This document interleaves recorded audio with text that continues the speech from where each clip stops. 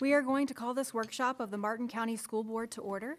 If you would all please rise for the Pledge of Allegiance. I pledge allegiance To the flag of the United States of America and to the republic for which it stands, one nation under God, indivisible, with liberty and justice for all. Ms. Falls, will you please call the roll? Mr. DiTerlizzi, Here. Mrs. Roberts, Here. Mrs. Powers, Here. Mrs. Pritchett, Here. Mrs. Russell. Here. Thank you. Okay, at this time, we will have open to the public. Citizen input is vital to the improvement of our district. Most times, your remarks may be listened to without comment from the board members or superintendent. This does not mean that they are heard with any less intensity or concern. Where appropriate, the superintendent and staff will investigate your comments and report back to you and the board with an answer. We thank you for taking the time and having the concern to make our district better.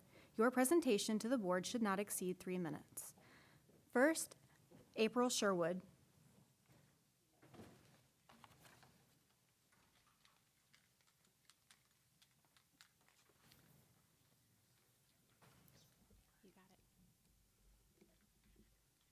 Thank you. Good afternoon, members of the school board. My name is April Sherwood, and I've been teaching for 16 years. I'm currently in my 3rd year at Willoughby Learning Center in Martin County School District. My previous years of service were in St. Lucie County. I'm here to speak on behalf of myself and my fellow teachers. I would like to address teacher salary. I am proud to be a teacher, and I have been working diligently to obtain an administrative position so that I can serve our students in another capacity. When I left St. Lucie County Public Schools, I lost approximately $10,000. So I want to point out that as a veteran teacher, not only was it difficult to give that up, but it was difficult to accept that with all the experience I possess, my pay is hardly more than a new teacher fresh out of college at only $1,500 more. I came in with a master's degree in educational leadership, which I am compensated for. However, the compensation I receive in Martin County is $600 less than St. Lucie County.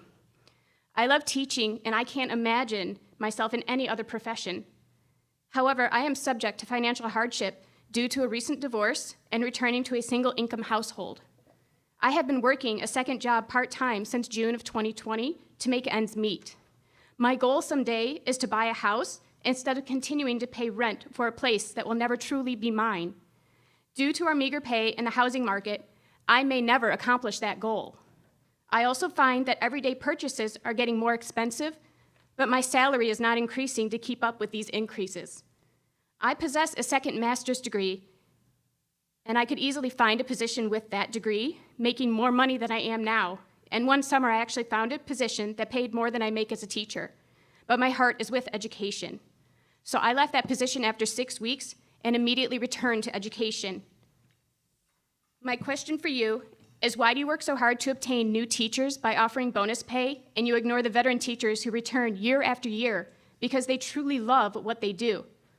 Since I've been at Willoughby Learning Center, I have seen a lot of employee turnover. I understand it takes a special person to work in education. However, we need to turn our attention to retaining the amazing talent that we already possess before we lose it to other school districts or other professions. Thank you. Thank you. Next up, Liz Rockledge.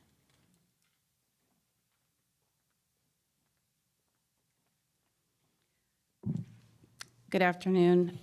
My name is Liz Rockledge. I teach at Spectrum Academy. I've been teaching for over 30 years, and I was recruited back in 2017 to come to Martin County after teaching for 20 years in Cincinnati, Ohio. I did a lot of research at the time, and this was a pretty comparable area to where I was, and I was really excited to come here and uproot my then middle school daughter and come here and start a new life. It felt like it was going to be a lateral move, and beautiful area, great school systems, all the good things. But almost nothing that I earned in Ohio when I moved here was honored by this school district. I would like to share a few points that I think are really important for teacher retention. At my prior district, no matter whether you were hourly, salary, whatever, everybody earned 1.25 hours sick pay per month, or sick time per month. When I moved here, I had 74.5 sick days, and I got nothing for that because I was told I came from another state, not Florida. Too bad. So all that time, I didn't even get a couple of days. I was also, my 20 years of teaching experience was honored, but none of the sick time was carried over. I was also told having a master's degree that I would earn a bonus for that, except my degree is in secondary education, not in English, which is what my bachelor's was in, so I got nothing for that. My wages at my prior school, I made almost $90,000. The last 5 months that I worked there, I actually made more money than I currently make after teaching here for 7 years. I spoke with a former student, and my former school district never had a problem finding people to fill jobs because it was much like Martin County was the place to be. Nobody ever left because of pay. And unfortunately, in the 7 years I've been here, I've lost a lot of good friends and qualified colleagues because there's better pay at FLVS, there's better pay in Palm Beach County. I think it's really important that, as April just said, veteran teachers and people coming from other places, those kinds of things matter to us. And to keep us, we need to consider those things going forward. Thank you for your time. Thank you. Rhonda Oxman.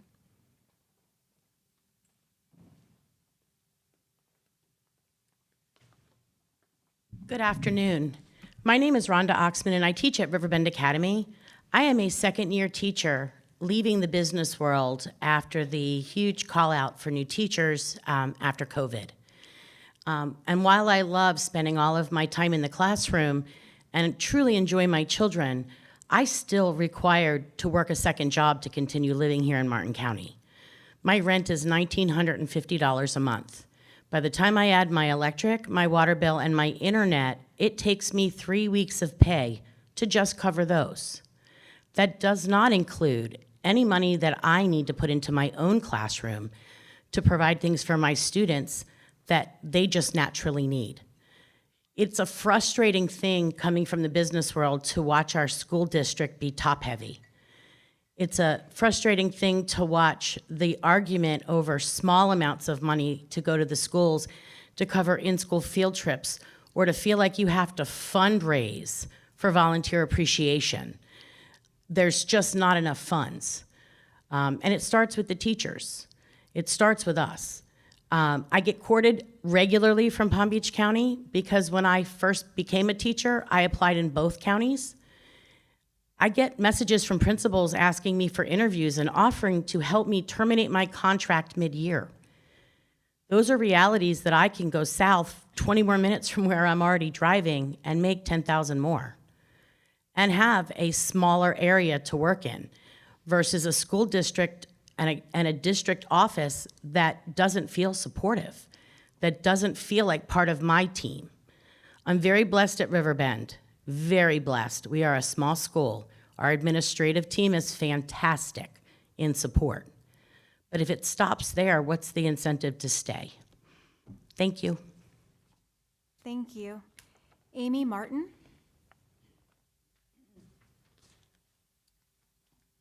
Good afternoon. Thank you for having me. I'm going to speak momentarily about the current, I think there's a current concern over the swimming pool at Martin County High School. And I wanted to bring it to the attention of everyone that one of the biggest things that I feel is most important is the ability for it to reach the community. This pool has been here since 1978, and it currently is serving quite a few programs. However, it has had the history of all the programs of the city and the community because it was the only pool in town. Now we're serving quite a few people, but we could serve more with these upgrades. It would help alleviate some of the concerns that some of the programs are going over to Sailfish Splash, because they're now hitting their peak and their maximum amount of space that they have.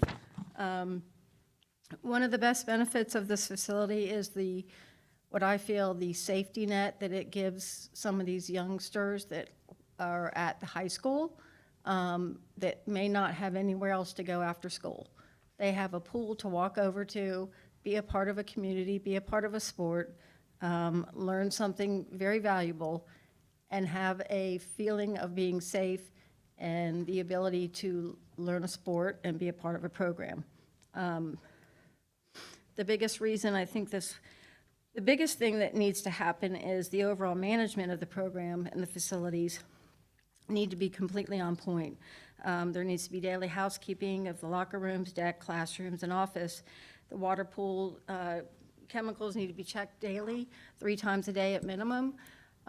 With all this work to be done, you have to maintain it in the proper manner. I just wanted to bring it out to the attention of everyone that everyone needs to be on point, CPO, lifeguard trained, and the right person in the position.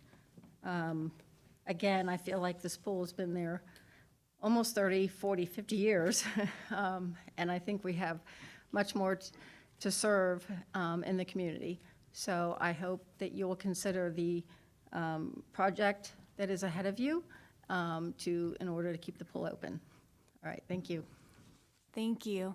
Next up, Chad Fair. Good afternoon. This is afternoon. Good afternoon.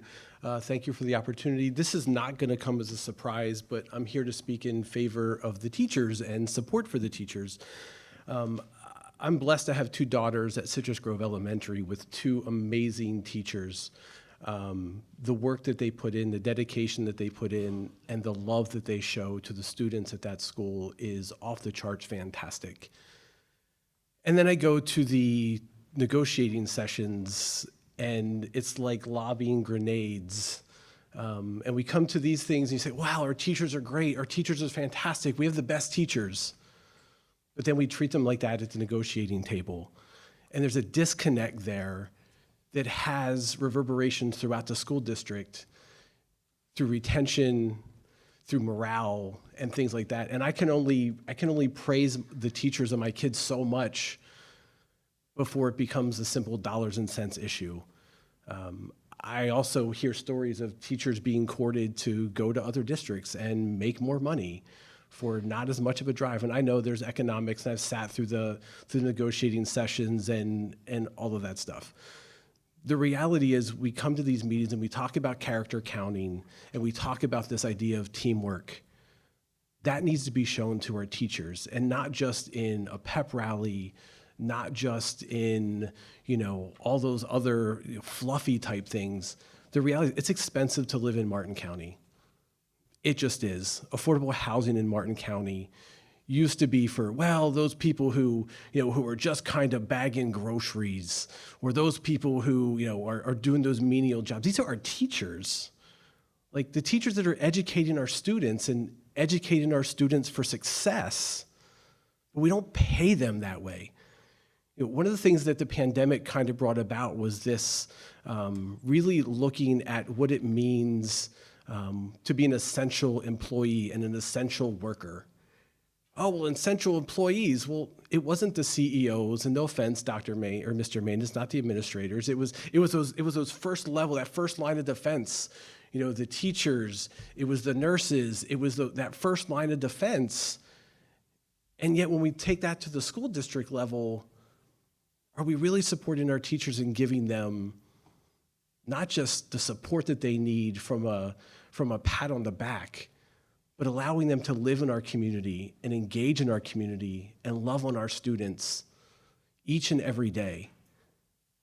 And sitting through those negotiation sessions, man, it just doesn't feel like it. And I don't know if we can change the tenor of what that looks like, but just that alone would make a huge difference where it's not so adversarial. Thank you all so much. Thank you. That concludes public comment.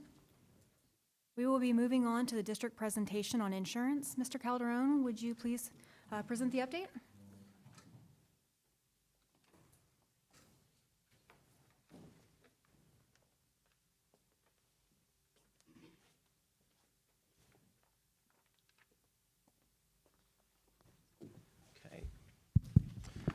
Good afternoon, Madam Chair, members of the board, Superintendent Maine, Don Calderon, Director of Risk Management and Employee Benefits.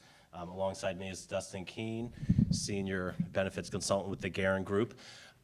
We are here today to give you an update based on our board workshop presentation that we had last month on January 9th.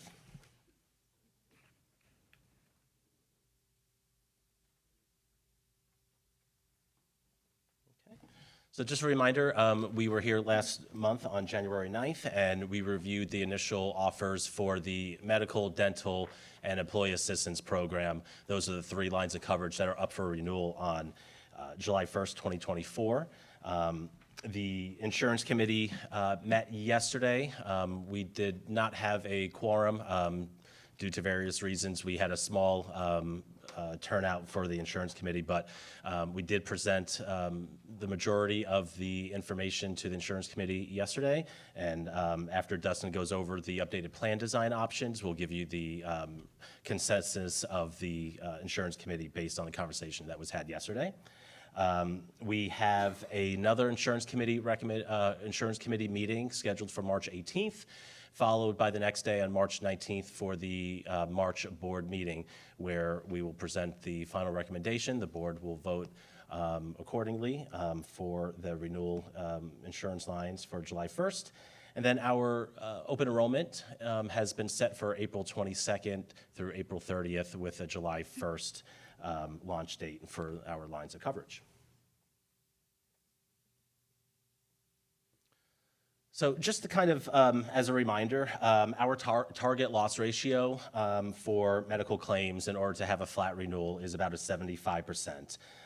Since we last met, we received the December 2023 claims, and that loss ratio was at 124%, bringing the rolling 12 months loss ratio up to a 96%, which was 4% higher than the last information we presented to you. The HMO plan was hit particularly hard in the month of December. It was our highest loss ratio for that line of coverage in a year and a half. And in addition to that, we had 4 new high claimants that came onto the plan for our tracker. Just as a reminder, our reinsurance level is $300,000, and we start tracking high claimants at $150,000. So we had 4 new claims reach that amount in December. The January 2024 claims should be completed by mid-February, and then also by mid-March, we should have February claims as well. So we have about 2 more months of claims that we are awaiting. Hopefully they are favorable.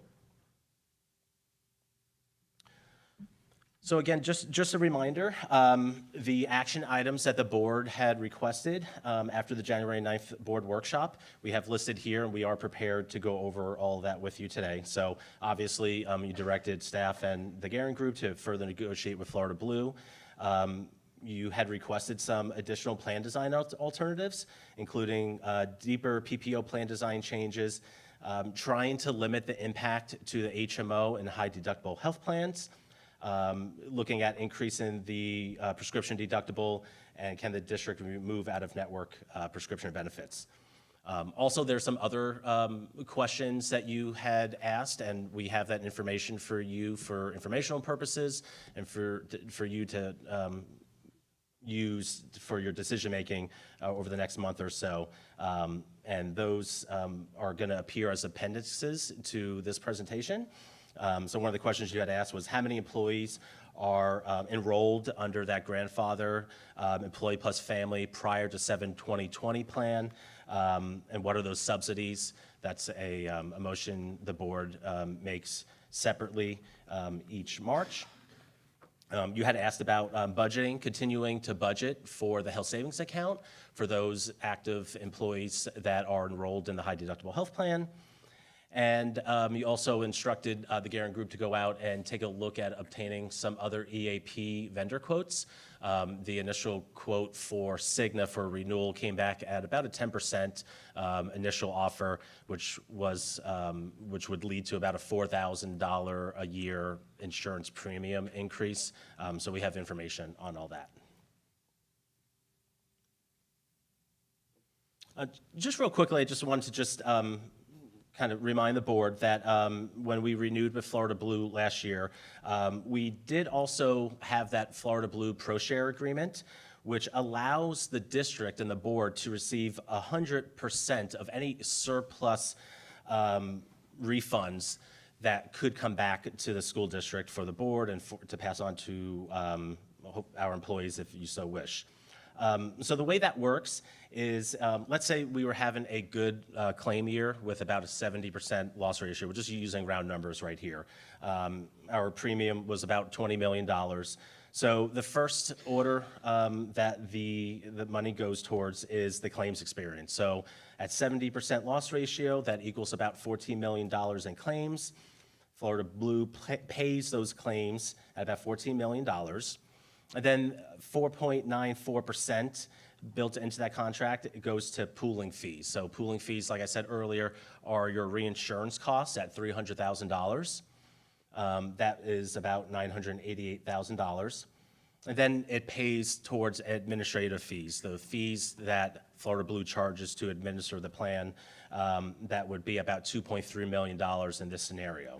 So under this scenario here, that would lead to about a $2.6 million surplus. And under our ProShare agreement, the school district, the board, receives that $2.6 million at 100%. And in years past, when we've had positive years with claims, the board has received money back in that ProShare agreement. Can I ask a quick question? Yes, Ms. Barnes.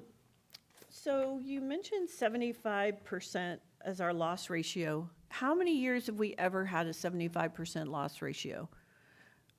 I mean, not very often. So I think it's an unattainable target. So basically, you're telling us every year we're going to have a rate increase because of it, but we haven't had a rate increase every year. No, we have not had a rate increase every single year. There's different factors. I was just using the 70% Well, I'm looking as an at the example. 75% target loss ratio that's listed Right. to So- not have a rate increase. Right. So So with that number, we would never not have a rate increase. yeah. Correct, yeah. So 75% is more just an industry target. Obviously, the lower, the better. 80, it's not to say that 80, 85%, we couldn't negotiate to achieve a 0%, which is what we've done in the past. 75% is just that industry target loss ratio. Right. It just seems unattainable. It's from our history, 75% we know is not, probably not attainable. You have hit it in the past, and it really is a metric of premium, setting the premium correctly to anticipate claims. So, you know, we've negotiated, done a really good job of the past few years where your premium is a little bit lower than where claims are. So right now, it might look like that, but it's not to say in the future. So you're saying if we raise premium, our loss ratio will go down because. Collecting more money. Yeah. Yep. And as medical inflation takes over, which is about 10 to 12% a year, industry standard, right? Claims keep going up, which is effectively why premium goes up as well. Right. Thank you.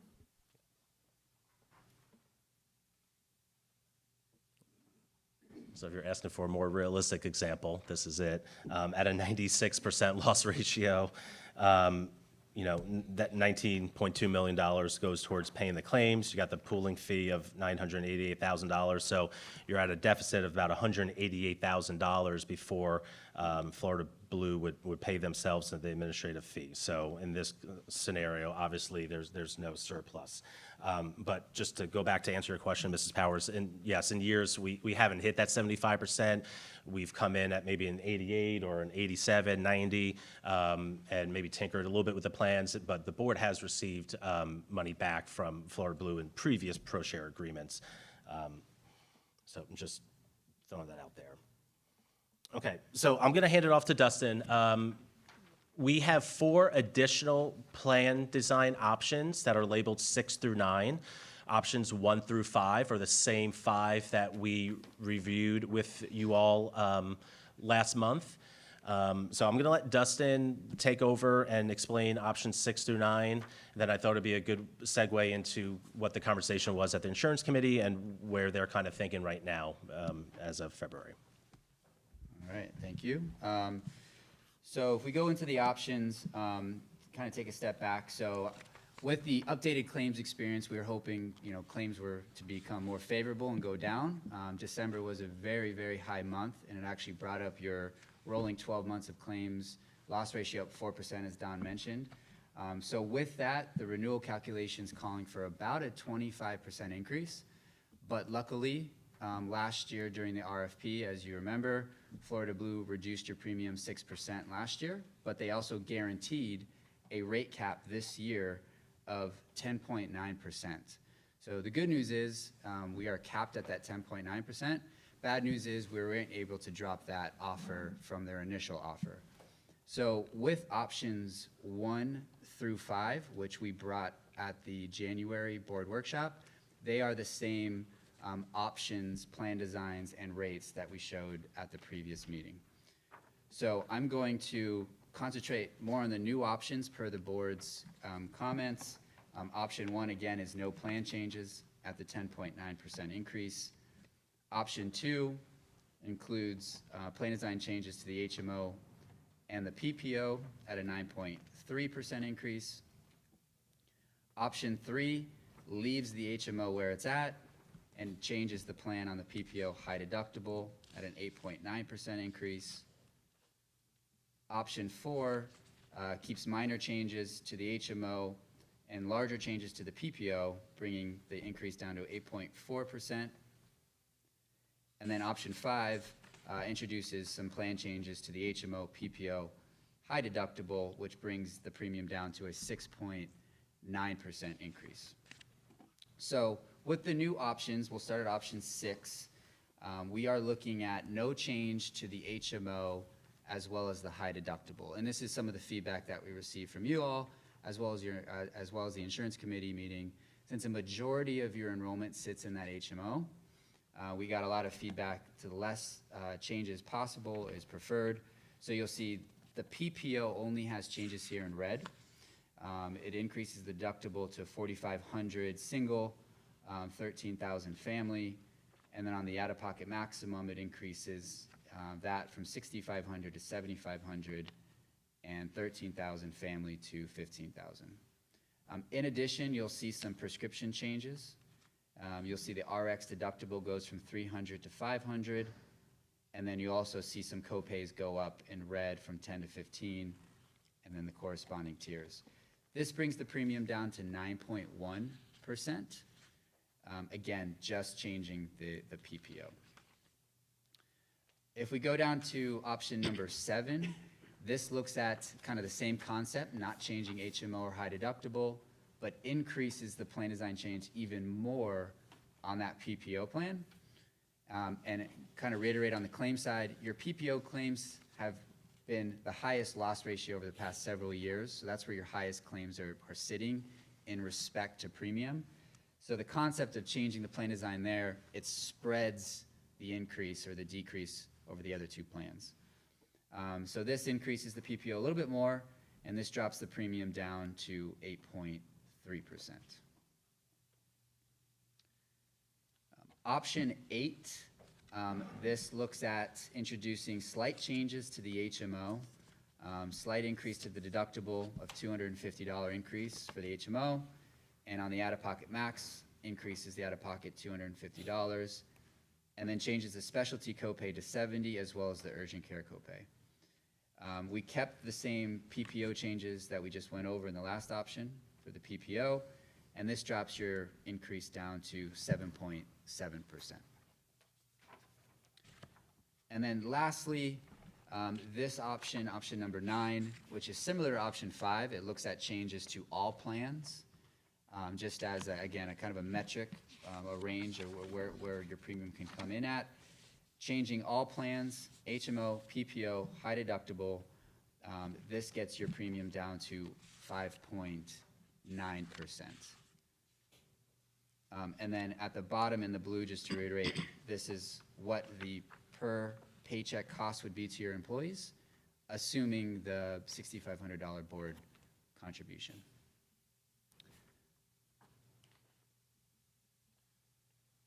So having said all that, the insurance committee did take a look at all 9 options, and we had had some healthy discussion. And the consensus right now, heading into March, is that the 2 options that they are most interested in continuing to explore is option number 3 and option number 7. And you'll see why, because if you take a look at option number 3, the bulk of our enrollment is in that HMO plan. The committee is really prioritizing not making any changes to the HMO plan. Option 3 does have those larger plan design changes to the PPO and some changes to the high deductible health plan as well. And then the second plan that they're primarily looking at right now for a possible recommendation next month is option number 7. And option number 7 keeps the HMO plan design that changes the same. No plan design changes, keeps the plan design exactly the same, and also keeps the plan design the same as well for the high deductible health plan. And I believe the reason being for that is that we're seeing new enrollment in that high deductible health plan, as well as the HMO, and those really are the 2 main plans that we're seeing new enrollment in. The PPO under option 7 does have very large changes, but the committee kind of felt that the way that the loss ratio had been running, that it was time to take a look at making some plan design changes to the PPO. They're also interested in exploring the option of freezing new enrollment into the PPO, and that new employees entering the district being hired after July 1st, 2024 would have the option to enroll in the HMO 47 and the high deductible health plan. And there was also some discussion at yesterday's insurance committee to possibly engage the board in having the exploration of engaging in clinic services, to possibly have a clinic where employees and their covered dependents, as well as retirees, may be able to receive care at a clinic that is specific to Martin County School District enrollees. The insurance committee was not really interested in options 2, 4, 5, and 8.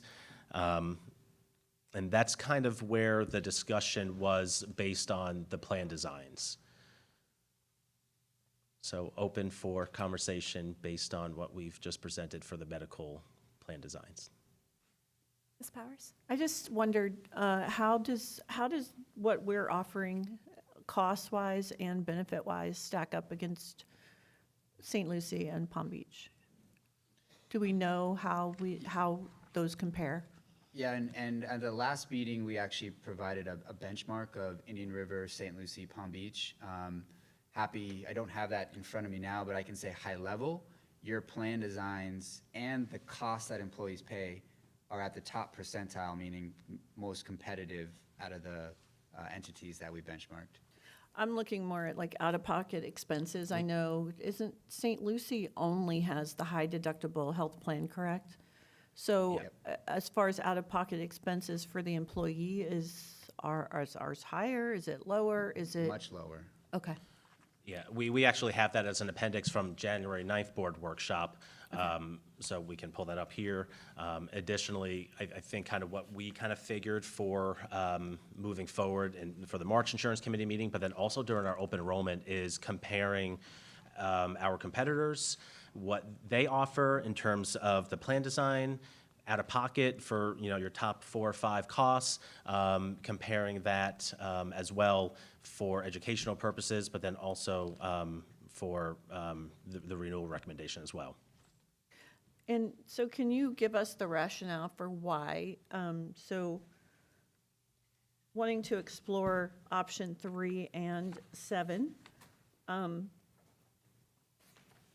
what was the insurance committee's reasoning for, I look at option 3 and raising, making plan design changes to the high deductible health plan as opposed to, it would seem that we want to encourage people, which is why we did the $1,000 contribution, that we want to encourage people to go into the high deductible health plan. I think it does come with experience when you learn actually what your expenses are. The high deductible health plan is, can be a really good option. I know it takes a little bit of time to figure it out, but I'm just curious why we would want to kind of make that less interesting to our employees. And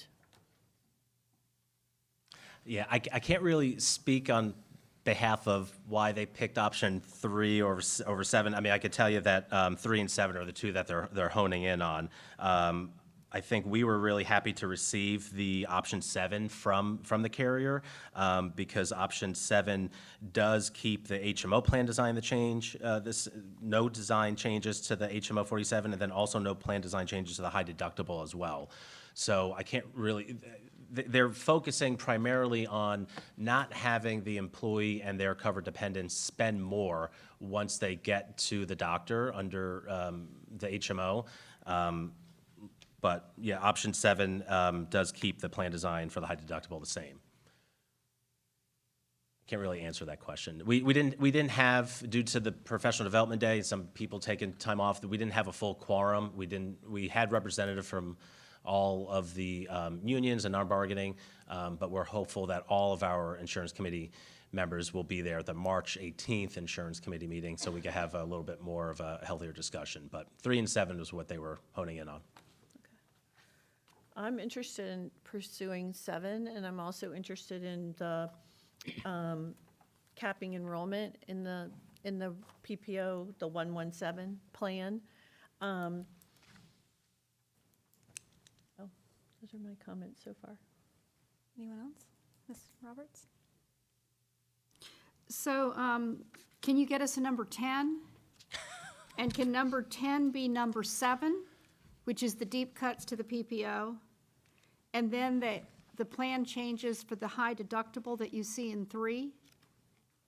So it's similar to 3, but instead of using but adding in the deeper cuts to the PPO. Does that make sense to you? Yes, yeah. Because what I'm seeing that to get a high deductible at no cost, you need to be hitting at a 5.9% overall increase. It's 71 cents per pay period at a 6.9. You're showing me what it looks like at 8.9 and at 8.3, and I'm just wondering if I combine 7 and 3, how much lower I get from the 8.3%. I mean, I know it will be less than 8.3, but I don't know how much lower. Does that make? Yeah. Thank you. Anyone else? Okay. Okay. Go ahead. I have a little bit more for you all. Go ahead. Okay.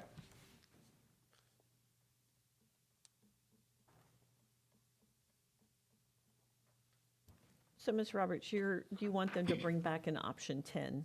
Yes. Yes. And you're continuing on with your discussion for the other things that we were Yes, questioning, ma'am. correct? Yes. Okay. And I also am interested in stopping the enrollment in the PPO. Sure. Yeah. I mean, ultimately, that's the board's decision, so Yeah, you got right. it. You got it. I just, since we can't converse about it unless we're sitting I here understand. Yep, with totally. everybody, I'm sharing with my colleagues that that's the way I feel about it. Colleagues. Thank you. Thank you. Direction noted. Okay, so the next slide up here is the current grandfather family enrollment. As you may recall, each of the springs, the board decides on the additional subsidy that they put towards those employees that were enrolled in the Employee Plus Family coverage prior to 7/1/2020. We have those options listed for you in the appendices for all 9 options, all the way in the back there. So what we will do is we'll add option number 10 for March, and that's typically a separate motion that the board makes. So that's just for your budget planning purposes. Thank you. Go ahead, Mrs. Roberts. So is it fair to say that if you left the subsidy that you're showing on page 16, if you capped the subsidy at the 323 and you passed on any increase from any plan, that the increase they would see is the increase, you know what I'm saying? The increase, so for instance, if you were at, let's see how the best way to explain this. If I'm looking at alternative 8, option 8, right? And at the HMO employee and family, right? My HMO employee and family would go from 518.04 to 582, correct? Correct. And so that increase, that close to $60-something increase, if I passed the $60-something increase on to the people who were the grandfathered families, my cap would stay the same at the 323 and perhaps go down if any of the people on that, in the grandfathered group, were no longer with us. I mean, retired or something. I didn't mean like no longer with us that way. Is that correct? I mean, do you understand what I'm saying? Yeah, we'd have to run the numbers to see if your assumption is right. Because if I bought that much insurance to get them to where they are at my current rate, right? So if my current rate is 200 a pay period, for example, if my current rate is 200 a pay period and this subsidy is paying for me as a grandfathered person, if I pay the increase from my 200, say, to 250, right? That then if I kept the subsidy the same, that's what I would be paying. I would have the same increase. So assume that Mike isn't on the subsidy, I'm on the subsidy. I'm a grandfather, you're not a grandfather, or vice versa. But if we're both in the same plan and we both see in the plan design, the plan change is gonna make the per payroll piece go up $20, that if he pays the increase in $20 and I pay the increase in $20, even though I'm grandfathered, as long as I've capped at the 323,000, that's what I would see. Is that correct? That's what I mean. Not quite following you, I'll be honest. I think what you may be explaining, and I'm sorry if I'm not following, but are you trying to see how much $323,000 can buy you in subsidies for the 24-25 year? Yes, so if I kept the subsidy number the same. Right. Does that mean that whatever the increases are for anybody who's not on a subsidy is the same increase that my grandfathered people would see? Yes, that's exactly what I mean, Tom. Okay. I don't think either one of us can answer that question right now, but I think what we'll do is for March, we'll come back and we'll use the 323,678 as the budget for the subsidies, and we'll show you how much that can buy down. Is that fair? Right, because I think that's what it will show. I think it'll show that whatever any increase of a non-subsidy person has is the same increase as what I would have. Because if my policy's being paid by these two parts, this one being the subsidy, this one not being the subsidy, I'm still paying the same amount as what he's paying. My two pieces are paying the same amount as what he is.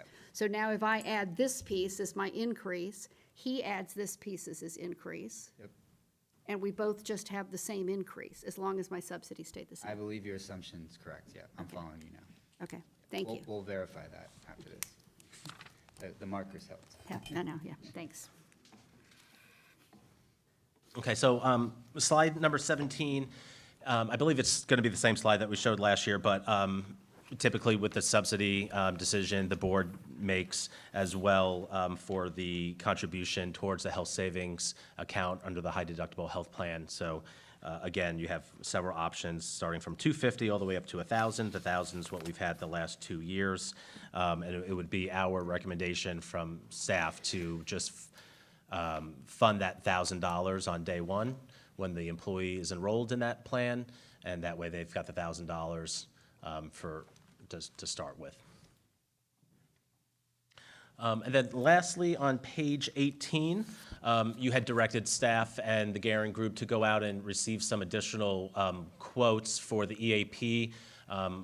we could go into as much detail as you want on it, but Cigna, Evernorth, is our current EAP provider. Guerin Group went back to them, negotiated, and they brought their initial renewal from a 10.26 down to a 5.13, which is about a $2,000 increase in board contribution total for the 24-25 year.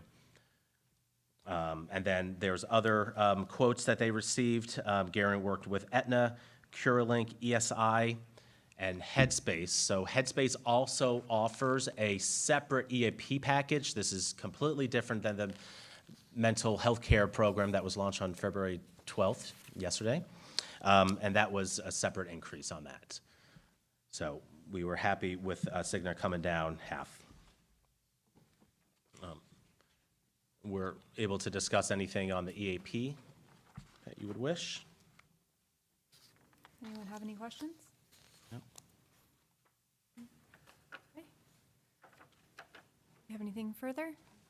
That's all we have, unless there's any other questions about anything else.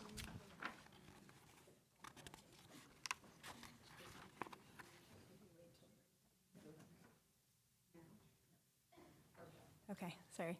Thank you. Okay, thank you. We appreciate it. Next, we will begin with our budget workshop presentation. Mr. Morrison, the floor is yours. I'm sorry, while he's coming forward, can I ask them one more thing? At the next time you come, can you give us information to bring the board up to speed on what that looks like, what clinics look like? Not today while Carter's doing this, but next time if we could all get something back. Definitely. You want just kind of a overall general education? Timing, cost, what Timing, cost. implications Sure. are, that type of thing. Absolutely. Yeah. Okay. Savings, yeah. Pros, cons, thank you.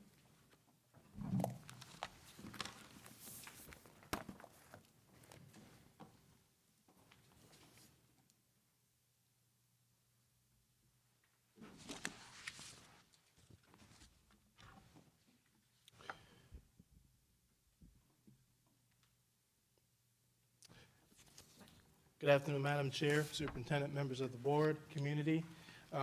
Today is budget workshop number 1, which is the first in the series of several budget workshops that we'll be having as we work our way through the legislative session and craft a 2024-25 budget for board approval tentatively in July and the final budget as is customary under the TRIM laws in September of this year. So today, on your agenda, you should have a copy of the presentation electronically available to you. We'll be looking at the budget cycle where we currently are, look at a comparison of the House versus Senate proposals at this point, an update on the K-12 public school enrollment and our FTE. We'll talk a little bit about the millage referendum renewal, update on our ARP plan and the funding and some of the positions that are funded in that program. A potential refunding opportunity that has presented itself, talk a little bit about impact fees, and hopefully some dialogue with the school board. So currently, if you follow the red arrow there, we are currently in the process of putting together our FTE projections to submit to the state for the next fiscal year. As you know, that the legislative session is also underway. So once we do that, again, we'll be conducting our budget review meetings with our department leaders for them to put in their requests for next year. As I mentioned, the 24-25 legislative session is underway. It is slated to end on March the 8th of 2024. The last update we received from Greg Black indicated that both chambers, of course, have produced their budgets. They're just kind of waiting on conference appointees. The Senate has produced its budget at Senate Bill 2500, and House Bill 5001 is the House's version of the budget for next year, the FAFP budget. On your screen, you have a comparison of the House versus Senate bill. Overall, unweighted FTE statewide is about a 4% increase on average for next year. When you look at the base funding in particular, you'll see that that's gone up about $1.2 billion. Included, however, in that base funding, just want to remind everybody, is that we have the TSIA, the teacher salary increase, included in there. We also have the instructional materials, reading allocation, teacher lead, categoricals that were previously eliminated in the previous year by the legislature that is now included in the base funding that we have to deduct from that. When you look at the comparison of the House versus Senate, the educational enrichment allocation on the House side is $73 million in comparison to 32 at the Senate side. The ESE guaranteed allocation is a $100 million increase over on the House side versus the 79.2 on the Senate side. The Senate increases both the mental health assistance and the Safe Schools allocation by $20 and $40 million respectively, held essentially to flat funding in the House. Student transportation goes up by $22 million on the House side versus roughly 21 on the Senate side. On the 0.748 mils discretionary compression, 14.6 on the Senate and 14.2 on the House side. On this second page, if you cast your eyes down to the very line that says total dollars per unweighted FTE, currently as of the third calculation, which is the October count of students, October of last year count of students, total funds per unweighted FTE was $8,718.58. In comparison to what the Senate is proposing, you would see an increase of $218.40 versus the House of $217.53 per unweighted FTE. Now, in next month, we can come back. When we come back, we'll be showing you the proportionate share that Martin County School District would receive as a percentage of the statewide budget. But right now, the House, we're pretty much waiting on the House and Senate to get to conference and produce what we call the conference report, which is the final calculation, final result of the negotiations between both chambers. Moving on to our FTE. In preparing the calculations for the next year's FTE, I wanted to share with you some trending graphs that the Department of Education has in their database. These are some screenshots. On the graph on your upper left-hand side, it shows the total FTE for Martin County. As you can see, from 18-19, we dipped to 2021, which of course that was the year that COVID hit. Nobody really, all of our students were statewide were sort of missing, if I can use that word, until we rebounded. You can see the dotted line at the top of that graph includes the forecast. The total FTE, keep in mind that vouchers are also, or scholarships, are included in that total FTE number, and we'll get into the breakdown on further slides. On the next slide, which is below that, on the one with the green line trending down, you can see traditional public school FTE is decreasing, and you can see that the forecast model pretty much levels it off or kind of has a flat projection. The one next to that, the purple line, is kindergarten entrance minus the prior year. So we're looking at the incoming kindergarten. Again, in 2021, you see that large dip due to COVID. It rebounds, but it's still leveled off at a -14. And then finally, to your extreme right, that green line is for charter schools. That shows that the charter school historically has grown and is forecasted to grow, as you see at the top, that green line with the dotted edge on it.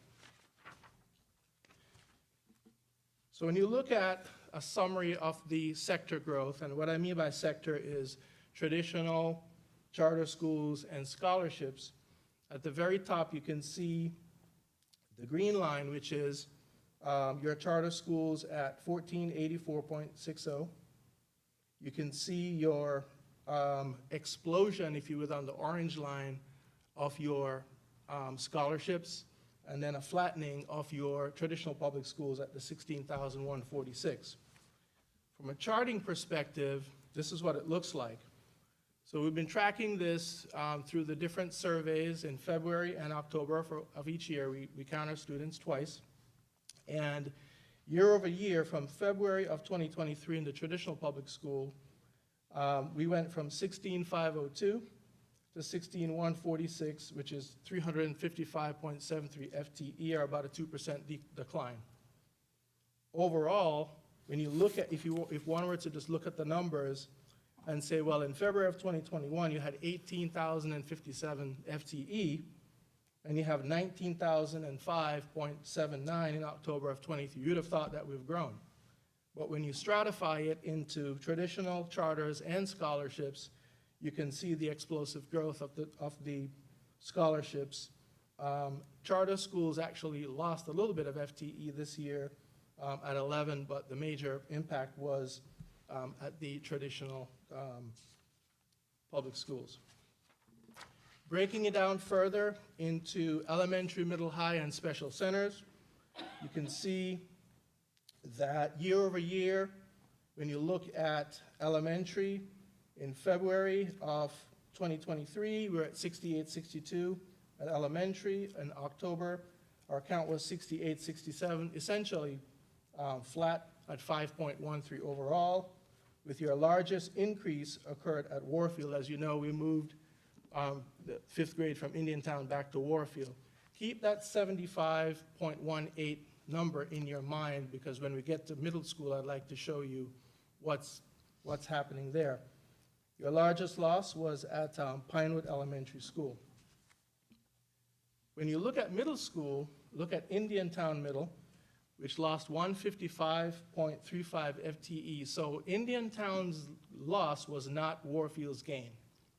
We lost 155, we only got back 75, so that's roughly about 80 or so students that did not transition over, so to speak. At middle school overall, the 187.48 down year over year in terms of February of 2023 to October of 2023, which is about a 4.6% decrease, with the largest growth happening at Hidden Oaks Middle School and your largest loss, as we discussed, at Indiantown Middle School. When you look at high school is down about 85.5 from February of 23 to October of 23, which is about a 1.6% decrease, with the largest decrease coming up Martin County High School, which is about a 6.7% decrease in your FTE. Special centers, largest year-over-year growth occurred roughly at Willoughby, which is about 5.26, and your largest loss was at, in terms of FTE, was at Riverbend Academy. When you look at your charter schools, the Indiantown High School was the largest growth at 41.56. However, they went from 10.98 FTE to about 52.54 FTE.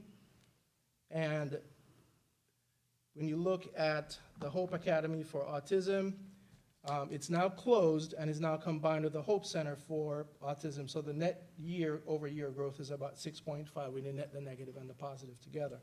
But overall, down by 11 students, primarily through TCCA, actually.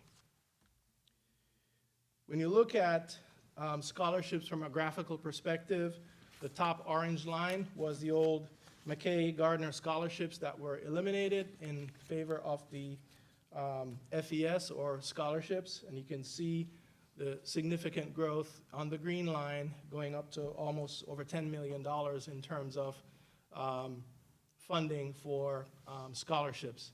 Just a quick note for the scholarships, although it's included in our FTE that we report to the state, that we do not see any of that money. That's pretty much a pass-through through our budget, because they included in our FTE, included in our budget as part of the statewide FEFP. So Yes. Carter, of the scholarship students, the total, do we know how many were public school students? And then how many were already in private school that have now applied for the scholarship? Excellent question. We actually have not received any guidance from the DOE regarding that. We know that there was $350 million set aside in a special pool for the impact of scholarships that happened, the impact of scholarships on the traditional public school. However, part of the challenges that we are facing is when a student withdraws, they may put on their withdrawal code that I'm going to homeschool, but eventually end up taking a voucher. So we may show them as being withdrawn to homeschool, where ultimately they ended up having taken a voucher. So some of those are some of the challenges that we're looking at. We looked at the FEFP report, I think it was yesterday, and we noticed that pretty much no school district had reported. I think there was only 3 maybe that had reported dollars in that category. So we'll reach out to the DOE to get further guidance on how we can possibly recapture some of those lost dollars. Marcia, if you look at page 9. Oh, well, page 9 shows the February, October FTEs from February of 2021. And it shows a growth in traditional charters and scholarships from 18,057 to 19,005. But if you subtract out the scholarships from that, and you just look at the growth for traditional and you just look at the traditional and charter number, the traditional and charter number is at 17,852, 17,950, 17,995, 18,004, 17,998, and 17,631. So it's still within that same window. You know, so what that is saying to me is that the scholarship ones, the people that are going to scholarships, isn't significantly coming out of the charter or traditional, because that slot is staying the same. So our FTE loss is because we're looking at the charter number somewhat changing, but that just on page 9. Thank you.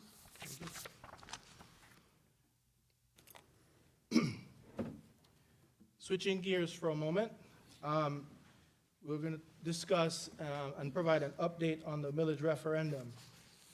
As you are aware, in 2022, in August, the voters approved the millage referendum for another 4 years. The language that was placed on the ballot, which is highlighted on the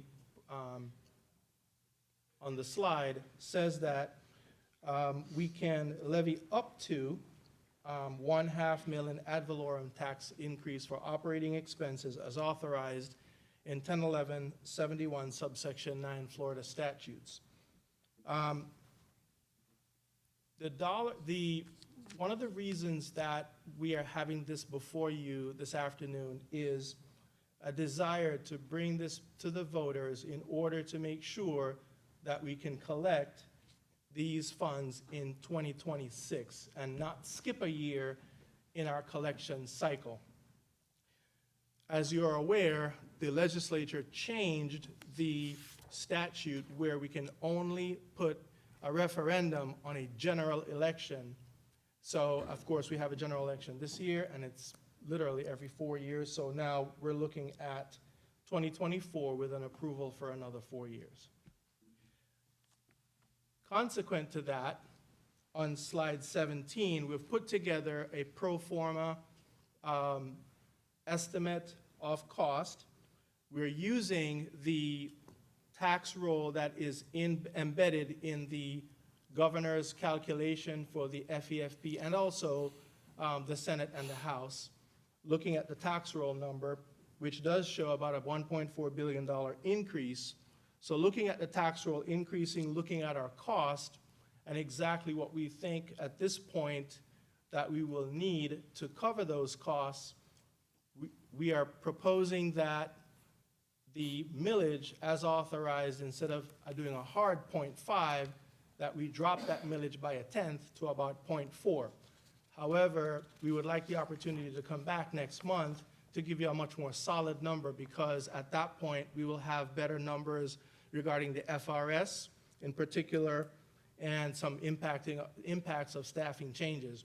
When we did this presentation last week, there was talk about potentially the state asking the employer side of the FRS to pick up another percentage increase. So that would significantly impact the numbers.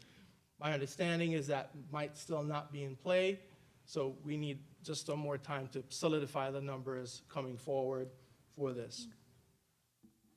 Ms. Roberts? Roberts? So, thank you for this.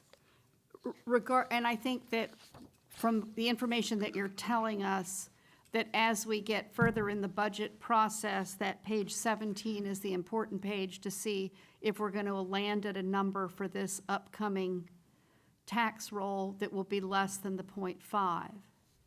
But I think that as far as the board's concerned, if your intent is to continue with the language that says up to 0.5% and to continue collecting and to not skip a November 26 tax collection, that we need to put it on the 2024 ballot. We need an action item. This agenda is pretty much closed, but if we had an action item in March that was doing the process that we have to do to request that the county, the resolution, request the county commission to put it on the ballot, et cetera, that then we have that language in play and we're moving forward to get it to the November ballot. Because if we don't vote on it in November of 2024, if we wait and voted on it in November of 26, there's no way we can collect on the November 26 tax bill. And that will skip the and I year. think we need to get the timeline from the county as well to get it on their agenda. Go ahead and get it on their agenda. Yeah. Because we also need time to educate the public on what this means and, you know, how we've been kind of spending, how we have been spending the dollars that they approved and how we intend to spend the dollars that, this cycle, so. Right, yeah, and I think it's a good time at the same time that we're doing that, we realize that we have just under 2 years more of collection of the sales tax. So I think, and what I would like to see, my personal preference is at each of the school sites where we're using the sales tax, is to do some kind of countdown calendar for like the last 20, thank you very much. You've got this many more months that we're collecting sales tax and then we're done. This many more and then we're done, that type of thing, so that people can see that it was very purposeful that we collected for 7 years. We did what we said we were going to do for the 7 years, and after the 7 years, that's going away. But I think the education piece, as to the people who remembered that we did the 22 ballot, and we did the 22 ballot at the primary to authorize a collection in 22, we're different than most everybody else. Most everybody else was authorizing to collect the following year. So we're a little bit off cycle, but we can certainly put it on the ballot in 24 to say that we want to do a collection in November of 26, 27, 28, 29. Then we're back to the cycle that everybody else is using, and we're back to a 4-year cycle. Yeah, and I would honestly be interested in just going ahead and adding an action item regarding the sales tax as well. I think that, I agree with you. We were very intentional. We did it for 7 years to build 2 new schools. We were successful, and now we need to just decide as a board that we're not going to ask the voters for an additional sales tax. I don't think that there's a need. So I think Yeah, we so if need we to go can- ahead and take action on that as well. If we can do that on the March agenda, at the March meeting, and have 2 action items, one for the millage with the resolution, and then another one with the sales tax. That would be helpful. Thank you. Thank you. Yes, go ahead.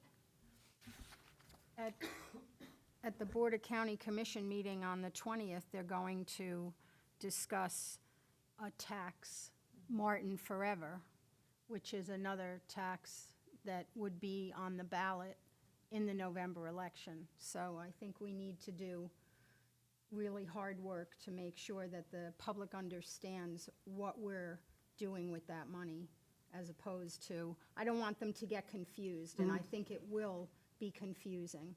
So we need to do some good public relations so they understand. Thank you. Thank you. Anyone else? Mr. Morrison.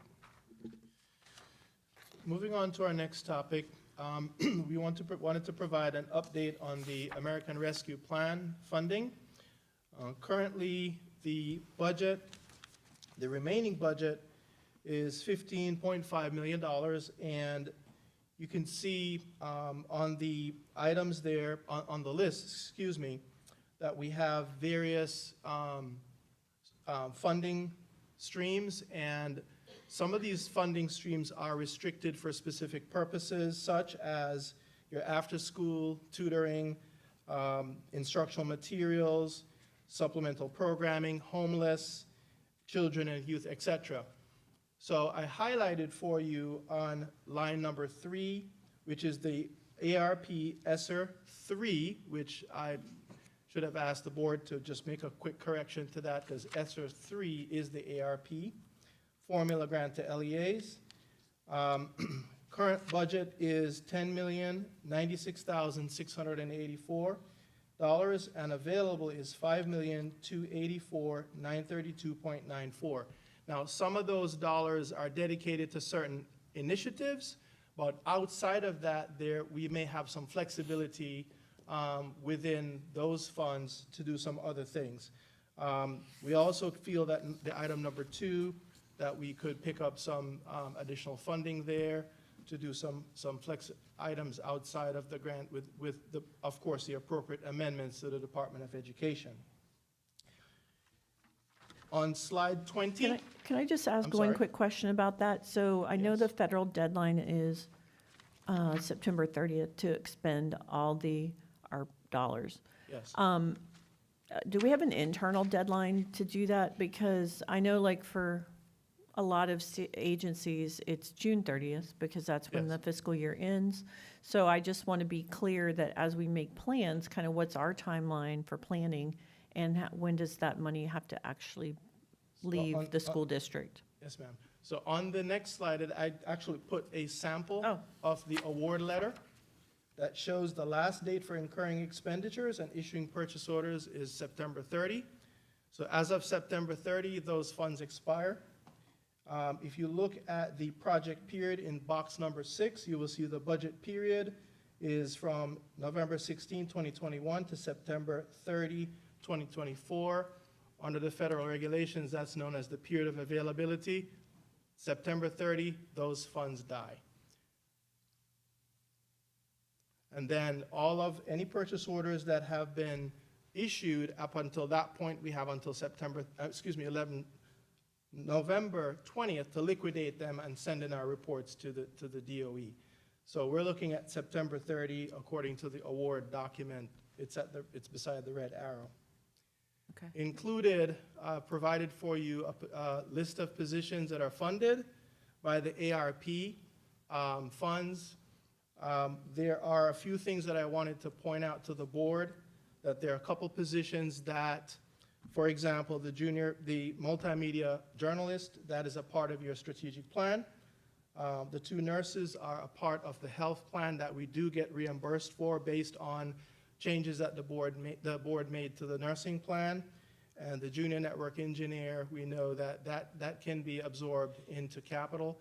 Particularly, that position is critical to the E-rate program that we're pursuing in terms of changing out the network switches and the whole architecture of that program, which is about $2 million that we're going through the E-rate.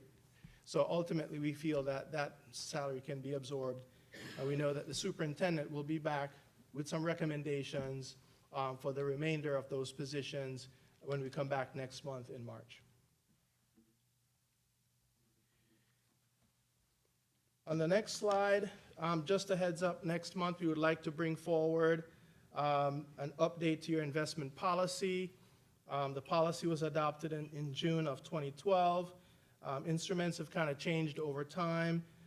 We'd like to bring that back for further discussion with PFM, which is your financial advisors, regarding updating that policy. There are only 2 areas particularly that we wanted to look at and do some changes, so we'll bring that back next month to you so you can take a look at that. The next top, I'm sorry. Carter, can you give us, at your leisure, can you supply to the board the last quarterly update from PFM, and just be Yes. sure you send it to them so they can see it? Thank you.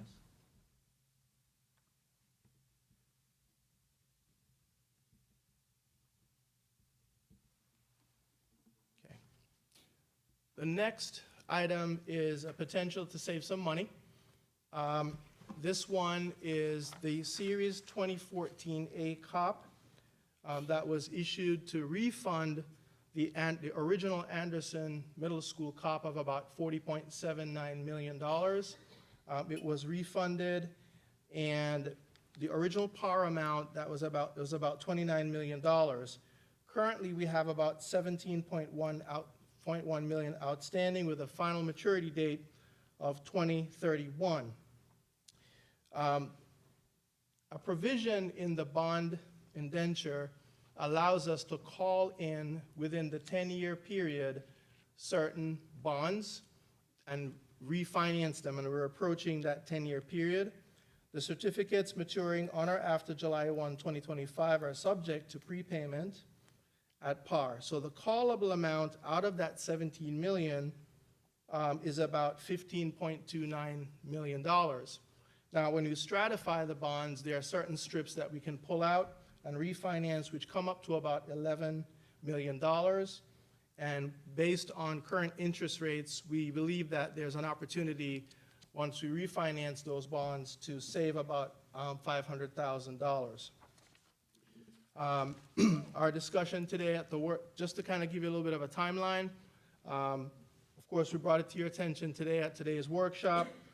Somewhere between, in the middle of April or so, we would receive our ratings from our ratings agency. We use Fitch Ratings for our ratings agency, and then bring it back in April for board consideration for approval of the final financing documents, which would include the resolutions, the preliminary offering statement, documents such as that. I wanted to also bring to your attention that we've been having some discussions with PFM, and in the world of bond refinancing, this is considered somewhat of a smaller deal. And so in looking at underwriters, when you look at across the state of Florida, we have Bank of America, Raymond James, and RBC Capital Markets that pretty much handle all of the school district bond issues or COP issues.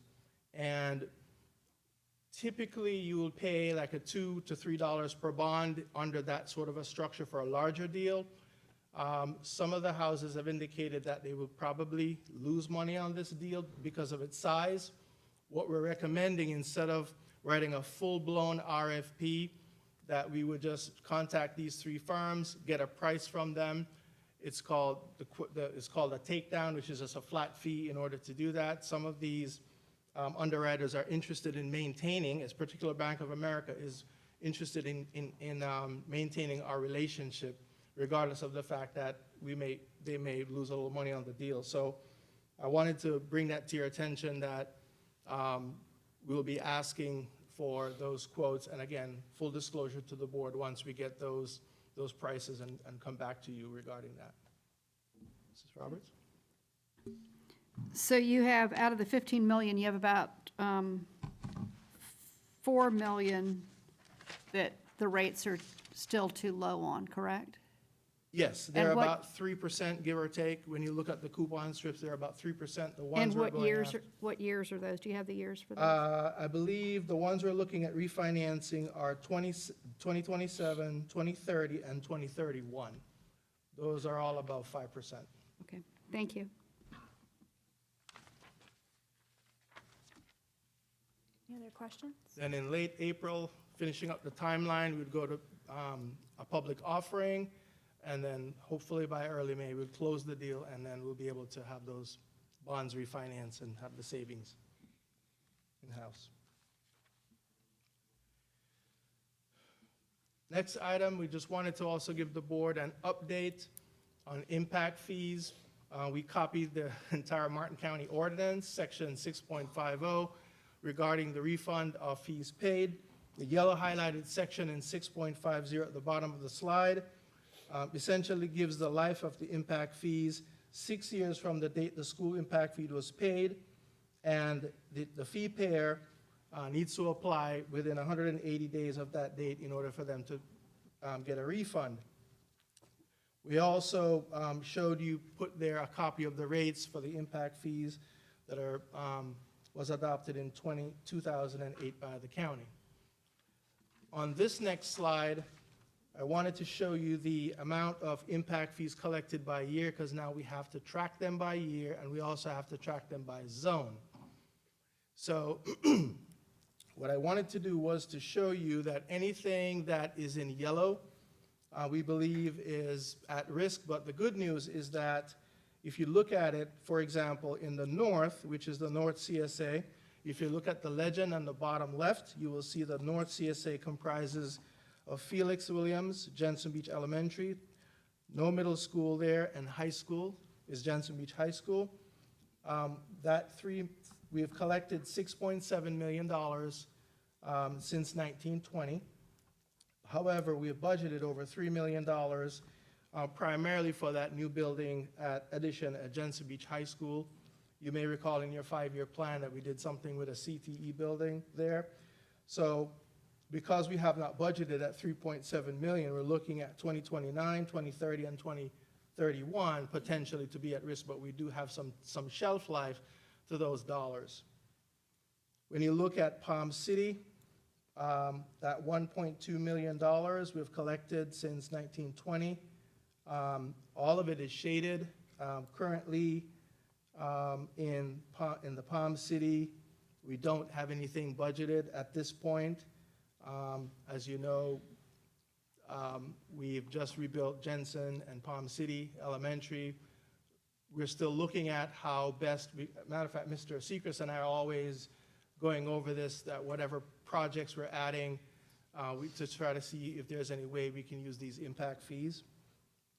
In the South CSA, we've collected $3 million since 1920. We've budgeted roughly about $2 million. For the South CSA, this is at South Fork High School. There's some projects that are in the 5-year capital plan, primarily the replacement of a couple of buildings out at South Fork, particularly the agricultural building, I believe, to get that replaced. At Stewart CSA, pretty much all of it, and the Stewart CSA has been budgeted for Phase 2, Building 10 at Stewart Middle School. The West CSA, we believe that the final 2 years, 2030 and 31, again, we have time. That $44,000 would be at risk. We have budgeted $297,000 for the partial funding at Warfield. As you recall, the 5-year plan does have additional classrooms at Warfield.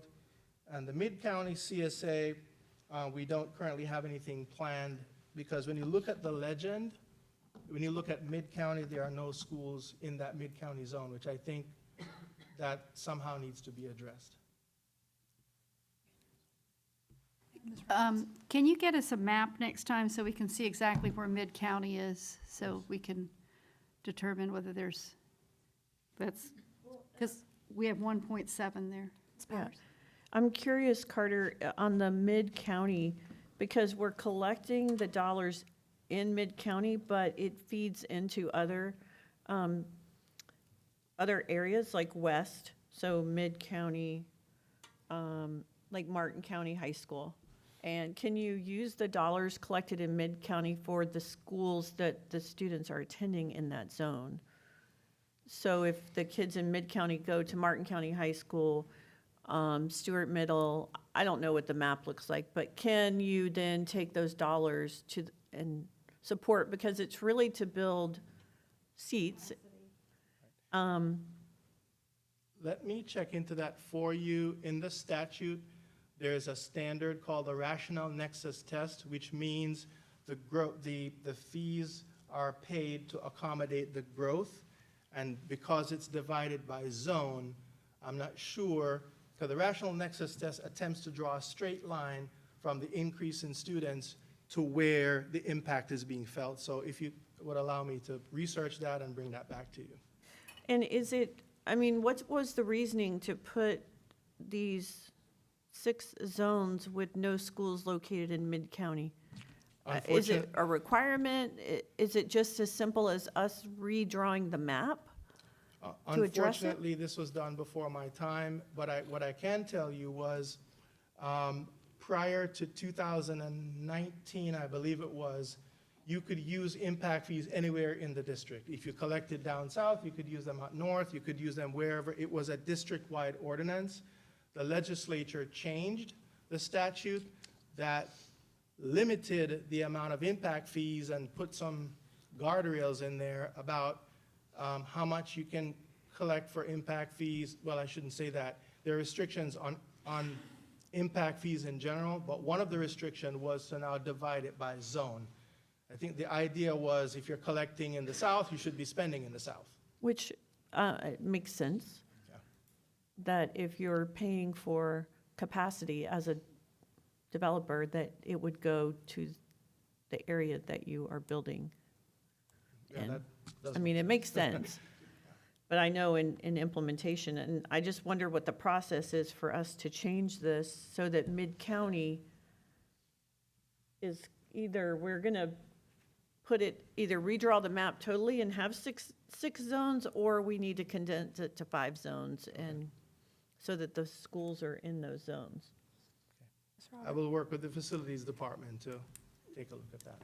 So I have a feeling that even if you redraw, the money that you have that's expiring still stays to that zone. But I draw your attention to the Palm City CSA, that under high school where it says none, you also have a footnote that says zone to Martin County and South Fork, which would make me think that if it's, Mark, if it's zoned to Martin County and South Fork, if that zone, if the Palm City zone is zoned to Martin County and South Fork, that you could use impact dollars at Martin County and South Fork. I mean, just don't worry about the mid-county one right now, just worry about that Palm City one. So you would be able to take Palm City money, and even though you don't have any need at the 3 elementaries and the middle school, you would be able to say, even though I don't physically have a school there, I know that I'm zoned for that direction, right? So in that case, you would be able to take the 1.2 that's in the Palm City zone, and if you wanted to reassign it to high school improvements at the 2 high schools that they're zoned to, I could follow that rationale. Then to go back to what Mrs. Powers was saying, we know that the people who live, which is why I think it's important to look at exactly where that map shows up of what the border of the mid-county area is. So we know that those are zoned to certain schools. So if they're zoned to certain schools, the same logic that we're using for the Palm City piece would follow, that you would be able to use that same logic to be able to use it for wherever. So just because you have a zone that doesn't have a school inside the zone, the kids in that zone still have to go somewhere. Yeah, I think that's what I just said. Yeah, it is. Just checking. Yes.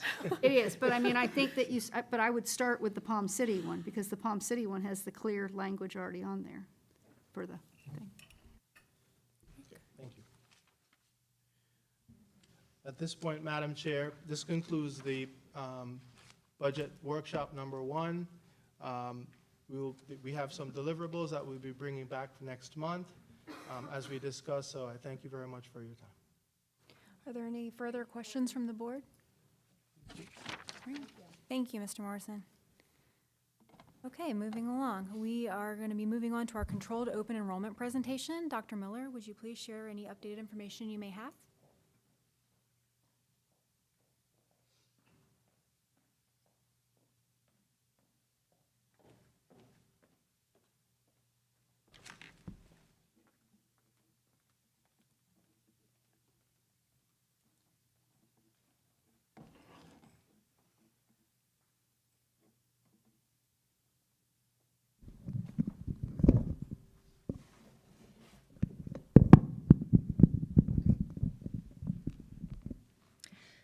Good evening, Madam Chair, Mr. Superintendent, members of the board. Tracy Miller, Deputy Superintendent, and this is a part 2 of our controlled open enrollment discussion. Just as a reminder, at the January meeting, the board approved several locations to be controlled open enrollment sites for Martin County School District for the upcoming 24-25 school year. Those include the elementary schools listed there: Citrus Grove, Crystal Lake, Felix Williams, Hope Sound, Jensen Beach Elementary, Palm City Elementary, and Seawind, plus all 5 of our middle schools. And at the time that the board voted on this, we discussed the board policy that allows the board to add additional sites. Palm City happened to be one that was over the 75%, but the board decided to include that one already as a controlled open enrollment school. And now we're going to have a little bit of discussion about the potential for additional schools to be added to that list.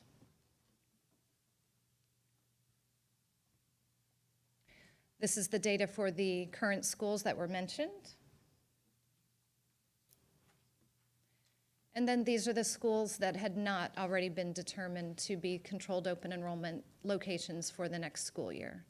And here the most important detail is the information all the way to the right of the slide that indicates the projected enrollment and the percent of the capacity, of the fish capacity for the school. So this is the information that indicates it's above the 75% of per board policy, but again, open for discussion and action by the board. These are the remaining elementary schools and our 3 high schools. This is a very brief summary of what Mr. Morrison just presented to the board in terms of enrollment, just a snapshot of our enrollment counts over the last several periods. Very flat enrollment. These are the numbers of students in our actual school buildings for these elementary, middle, and high school groups for those time periods mentioned. And then also we were asked to bring back information about planned neighborhoods, and I know most of the board was able to attend the joint meeting with the county, the city, and the town of Indiantown at the joint meeting about a week ago. And we heard the same information, that basically the enrollments, the numbers of students who are generated from these communities that are being developed have been flat over the last several years and are projected to be flat until some of these big projects really come online. There are a few that are getting started. The Florida, Martin County residential permits that have been issued per year, you can see the number of units for residential that have been issued over the last few years.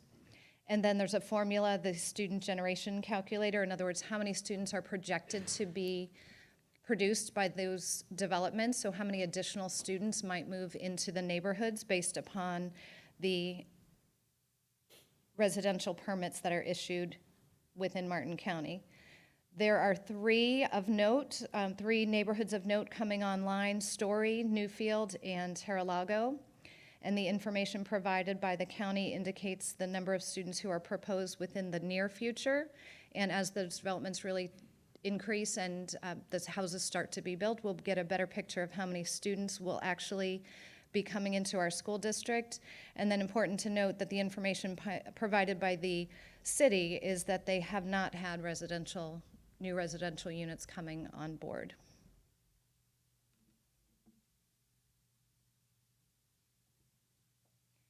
Something that we've seen of note is that the enrollment calculator has really determined numbers that we haven't seen materialize in the school district. So even though the calculator tells us, for example, this number is projected to be produced by those new neighborhoods, we're not seeing those numbers come in. And as you can see from the previous slide, the county has changed those calculations, and we expect those to change in the future to more accurately reflect the numbers of students generated by those new neighborhoods.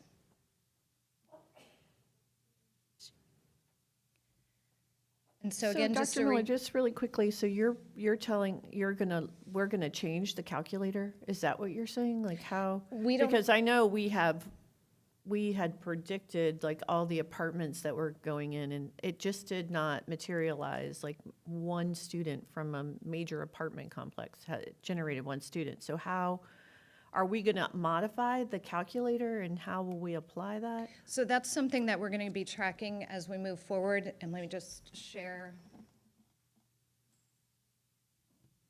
You can see the number has changed over time. we expect that number to continue to change to more accurately reflect the students that are being generated by those developments. Okay. So that's the number that I believe will continue to change for the reasons that we mentioned. Thank you. You're welcome. And so I'm going to go back to the slide with the data. Right here, these are the schools that are currently not board approved for controlled open enrollment, and open to the board for any questions or discussion about these schools potentially being added to the list for controlled open enrollment, which does open on March 1st. Questions from the board? Ms. Pritchett? So in looking at the schools in the top graph, it would seem that the ones that are listed have available seats. Obviously, Bessie Creek has 17, but they're at capacity. But the ones underneath, I think, should be considered, as well as South Fork, 9 seats available.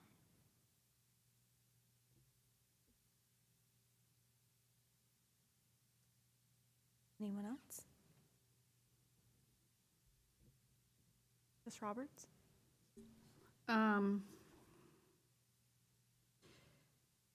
So I'm concerned with South Fork because of choice programs and because of the way that looks as we're expanding the career opportunities in that piece. So I'm kind of hesitant towards South Fork. I almost feel like, maybe we should ask the principal of Bessie Creek whether 17 is a realistic number and we would not allow choice because it's only 17, or whether we would say all elementary schools are open to choice. Or you can cap enrollment at Yeah. certain schools. If they're close, you can always cap it and say we can take 15 students at Bessie Creek. I'm just using that as an example. 15 students at Bessie Creek, or, and parents would know, if Bessie Creek is your first choice, you may not get in if you're number 16, but here's your other options. Or, I don't know, but obviously, we don't need to So let me just ask you a question. The ones that we have that are at 75% or less, so let's take Citrus Grove that has 194. Not that we're going to get 194, but when we open that choice, controlled open enrollment, when we open it to controlled open enrollment, is there the potential that we would eat up all of the 194? Or is there a way by which, when we do that, we can say, save 7 seats? Yes, absolutely. We can do any of those options. I do want to share, and this is something that the board has pointed out in the past, these are the FISH report numbers that don't include portables. And they also don't include special programs. So for example, this is as if we put the number of students that a room can hold, if we put that number in every room. We know that we have VPK classrooms on campuses that take a classroom and they're not included in this. So that, for example, at Bessie Creek, her enrollment number, her FISH report says she can hold 617 students. In a VPK classroom, we may not have 18, which would be the average class size for K to 3. We have ESE programs that may not have 18 or 22 class size, so we have kind of a programmatic capacity, and we also have a FISH capacity for all of our schools. And for Bessie Creek, we're actually bringing in portables to accommodate the number of students she has right now. She does need portables to accommodate the number she has. I know she doesn't like to hear this because she will take every student who would like to come. If we left it up to her, she would have, I don't know, tents or something out in the yard, and she's willing to do anything that it takes. So we are actually having 3 portables moved this summer to accommodate the numbers that we know are there now, and for VPK to accommodate the need for VPK students at that site. So I'm very tempted to say I'm interested in all elementary schools being open to controlled open enrollment, and to encourage as much VPK enrollment as we possibly can get. But I look to the superintendent to see whether he has a comment on that or not. Yes, we want FTE, we want these students, and so I would highly encourage the board and my recommendation would be to open up all of the elementary schools, including Bessie Creek. I believe that if 17 seats are available, she will fill 17 seats, and we would cap it. I like to recommend, I think that's a wonderful option that Mrs. Power stated. You would just say we can only take 16 or 15 or whatever that number is and allow her to control that. So I just want to also point out, I don't know if anybody has taken a drive to the county to our north, but there is already infrastructure in for 10,000, almost 10,000 new homes, which basically will span from the border of Martin County at I-95 all the way to Allapattah, which I know it's Allapattah is 609, and there is an entrance that is already cut off of 609. And when you look at a map and you see these 10,000 homes that are going in and how they're going to get to I-95, all on 2-lane roads in Martin County is basically they're going to be their resource. And I know that St. Lucie County School Board is planning to build new schools. I mean, they're experiencing explosive growth. I want to say like 4 or 5 new schools in St. Lucie County. But I think we should start taking that into consideration, specifically that development, because it's 6 miles. I was out there with my husband. We drove it. It's like 6 miles from that back entrance off of 609, Range Line Road, I think it is, to I-95. They're not going to drive all the way through that development back to 95 in St. Lucie County and get on. So they're going to be coming right through Martin County. And I'm just looking at what's closest to that, and I think we'll probably see more with Citrus Grove, and our Palm City schools will be impacted by that as well. So that's just something to think about that we should keep our eye on as we talk about open enrollment and how much capacity and all that. And I think there's another development. It's another like 4,000 or 5,000 homes that is off of near the Becker Road area. It's just crazy, crazy. Any other questions? How do you feel about that? So to summarize what I heard is for the board meeting, the official board meeting for action next month, the board would like to see an agenda item to continue with the schools that have already been approved for controlled open enrollment and add the additional 5 elementary schools that are not currently on that list. So in other words, the Martin County School District controlled open enrollment locations would be all elementary and middle, and those would be based on the actual capacity, rooms available, and seats available by grade level. And what we would do is once that window opens and closes for controlled open enrollment, so in other words, on March 31st, we would sit down with the principal, look at the projected seats per grade level, look at the capacity per room, look at the number of rooms, and decide how many students we can take at each school to fill up all of the schools based upon those applications for controlled open enrollment. Is that Yes, the perfect. direction? Yes. Right, and I think if the superintendent, in the agenda item, if the superintendent wants to reserve 2 seats, 5 seats, 10 seats, however many Yeah, you bring the need to caps. reserve at each of those, to cap those numbers, if that can come in the recommendation then we would. We absolutely can. And to Mrs. Pritchett's question about South Fork High School, we could potentially, based on signature programs, those 9 seats are there now. They realistically will probably not be there when we look at filling those signature programs. However, in the event that we fill our signature programs and there are seats available, we could put some verbiage in the agenda item that we would leave it up to Jamie Thompson to accept the remaining seats that were available. Okay. Thank have you. There'll be an direction? item on the regular board meeting agenda next week. Very good. Thank you. Any further questions? All right, thank you, Dr. Miller. Our next presentation is on the Indiantown Bus Compound.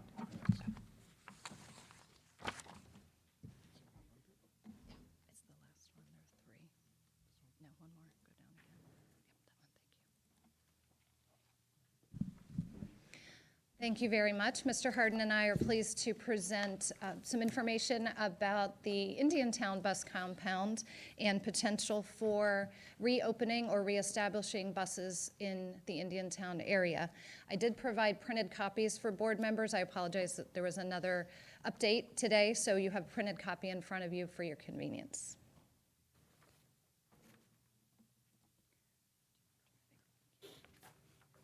We wanted to share that we definitely want the board to understand the needs for transportation in the Indiantown area. We currently have 3 bus routes. We call them 3-tier routes, meaning 1 bus, 1 driver runs an elementary, 1 middle, and 1 high school route. So there are 3 routes in Indiantown that take place 3 times a day to the various groups of schools. So there are no current bus assistants on those routes, and the bus assistants vary based upon the needs of the students. So while there are no bus assistants today, that could change at any time based upon the needs of the students who actually ride the buses.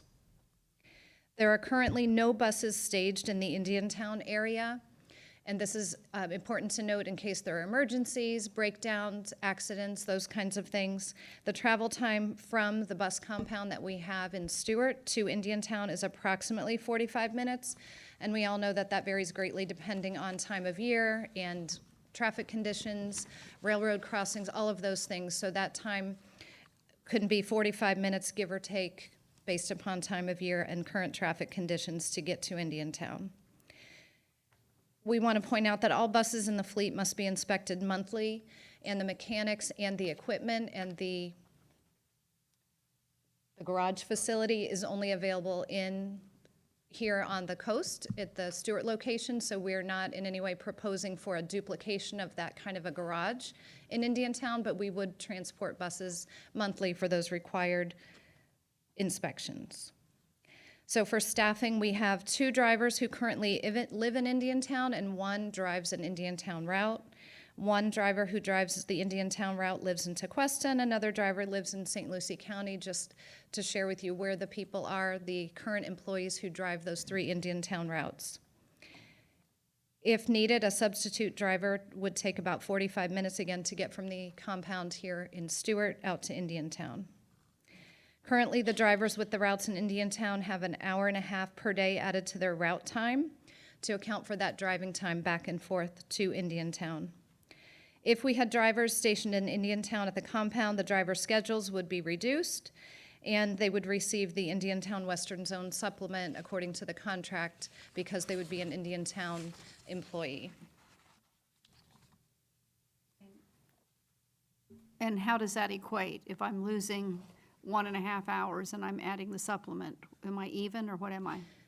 So Mr. Harden actually did a mental calculation earlier today. We'd be saving about 120 miles per bus per day, not driving from the compound out to the routes in Indiantown. I'm asking about the employees. So if I'm a bus driver that's currently getting paid to drive an extra hour and a half, but now I'm not paid to drive an hour and a half, but you're giving me the $2,000 supplement, am I ahead of the game or am I making less money? It would be pretty close to breaking even, depend on their hourly wage, as different drivers have different wages. I had figured that roughly, and it's about break even, where they was at with the 2,000 supplement. Thank you.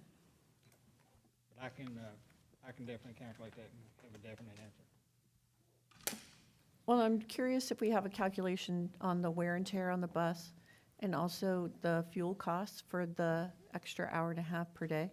I remember when we did this, when this happened, I was opposed to it, but I did calculate, and couldn't find it, calculated what the fuel cost was, because that was an additional expense that we had to cover, plus the salary, and then plus what, normal wear and tear.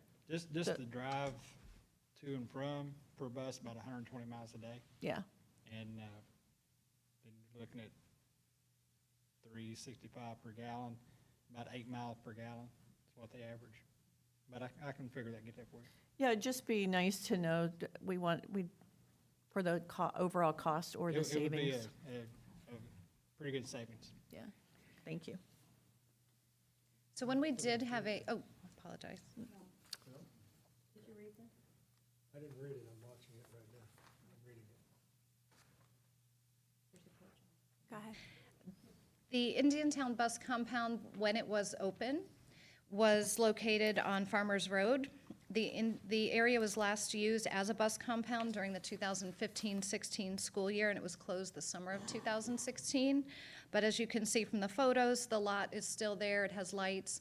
The portable is still there. That was the office for the bus compound. And there is that empty lot that is fenced with a gate. So if we were to revitalize that particular location that had been used as a bus compound, looking at the upgrades to that portable that hasn't been used for a while, we're looking at some capital needs. But we have another option that is a less expensive option but seems very viable.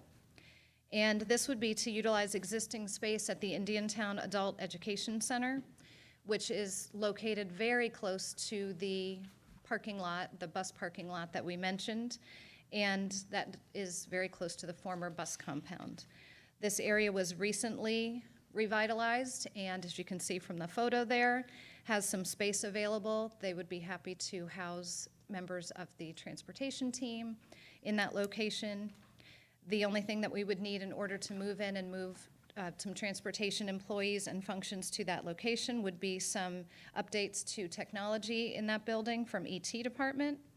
We would still need to look at replacing or repairing, resurfacing the parking lot.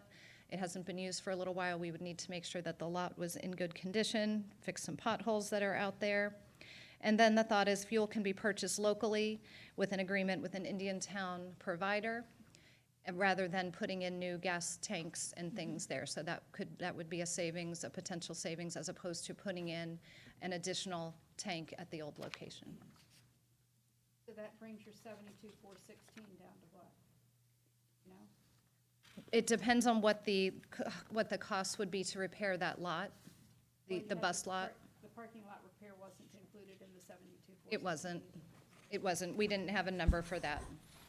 You have to also calculate fuel costs at retail rates, because there's no wholesalers out in Indiantown, so you're buying at the pump. If we move forward, I plan to, there's a Shell and a Marathon right there as we come up from the compound, to check those, see if they give us a better cost, if we have an account with them, to see if I can get better fuel. I would have to talk to them to find that. Have we checked with Martin County to see if we can piggyback on what they have going on out in Indiantown for their fire rescue, the sheriff's department? I think at the substation, they have their own, and a long time ago, long time ago, the bus depot used to be co-located right there behind where the substation or the Indiantown, where the substation, where the fire rescue is now. The bus depot used to be located there. So there was a shared, I don't know, it's just an option to explore. Yeah, I can check with them. And I'm happy to reach out to the county commissioner that serves that area if it would be helpful. But if you want to make those calls and then let us know how we can help, if we can. I know we've talked about it a long time, of sharing services and sharing things like refueling, certain things that we can share that would eliminate some cost. And if the board is interested in pursuing the idea of having buses located in Indiantown, these are all of the next steps that we would take after we get direction to continue along this route and look at what option would be the most appealing, and then move forward with that. Regardless of the location, we looked at what would be the ideal staffing needs for this location: a supervisor and safety specialist supporting the Indiantown location. They would both be required to have their CDL license to be able to help cover routes. These positions would be new, but the proposed coordinator is one that's already being proposed. It's not an additional expense because of this project, this potential project. It is already being proposed as part of the 24-25 org chart for transportation to support succession planning. And so the concept would be that the supervisor would be at the Indiantown site, and would also receive direction, of course, and mentorship from the director at the Stewart Bus Compound, and would be responsible for the afternoon support of drivers in Indiantown. The drivers complete their day at about 5 p.m. or would complete their day in Indiantown around 5 p.m. So the coordinator would hire the afternoon supervision and support. And the safety specialist would be the person arriving about 5:30 a.m. in order to provide morning support of drivers, in addition to the functions of a safety specialist that include professional learning, dexterity assessments, investigations, driver observations, supervision and oversight of the location. So we would have somebody there in the morning from transportation, someone there in the afternoon, but of course the coordinator would be serving other functions, not just for this Indiantown proposed location. So is it, would having 3 drivers, would there a full safety specialist position be needed for 3 drivers and 3 buses? That is a lot. One of the, Maybe the I can't safety. hear you, wait. Turn your mic on so we can hear you. Oh, sorry. I can understand, though, that you're using the safety specialist in the morning, so you have the morning supervision, and then you have the afternoon supervision from the director of transportation, and in case somebody doesn't show up or something happens, then you have a driver who can actually drive, right? Right. Is that Morning the- or afternoon. Morning, afternoon. I'm just curious about the, is it full-time? Is it a full day? So would have 2 people there at the same time, or are We you would saying? We would have the safety specialist there from probably like 5:30 in the morning until 1 or 2. Okay. Then the coordinator would go and be there from 1:32 till 5 or till the last driver gets back in and they park the bus. In addition to that, I know, and I appreciate you all adding that additional option. I know that Superintendent and I had talked about this. And one of the other things that we had talked about too, and I know that was one of the main reasons when that decision was made to not have buses out there, was the supervision piece. But I think that having it co-located with another site, whether it be the Indiantown Adult Education or even Indiantown Middle School, because Indiantown Middle School has plenty of room and empty space as well, that they would utilize the time clock. Somebody is usually there to see, is there an issue or a problem? There's somebody in a supervisory capacity that is on the site all the time during this, at least during the school day. I can see the afternoons if they leave, but middle school doesn't get out until after 4 o'clock now. So there would be like a small window of time that there wouldn't be that leadership type person. And I don't know if we can just take all that into consideration, not right now, you don't have to answer it, but just some additional ideas on how we can make this financially viable. Thank you.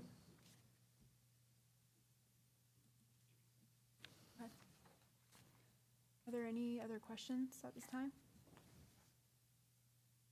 Is there interest in pursuing either, both these options, additional options? How would you like us to proceed and bring back a full concept to a workshop? Or would you, I'm hearing there's interest I'm in having definitely buses. interested in pursuing locating buses from a safety aspect in Indiantown. I know that there have been a couple of times that we've had gas leaks, and it takes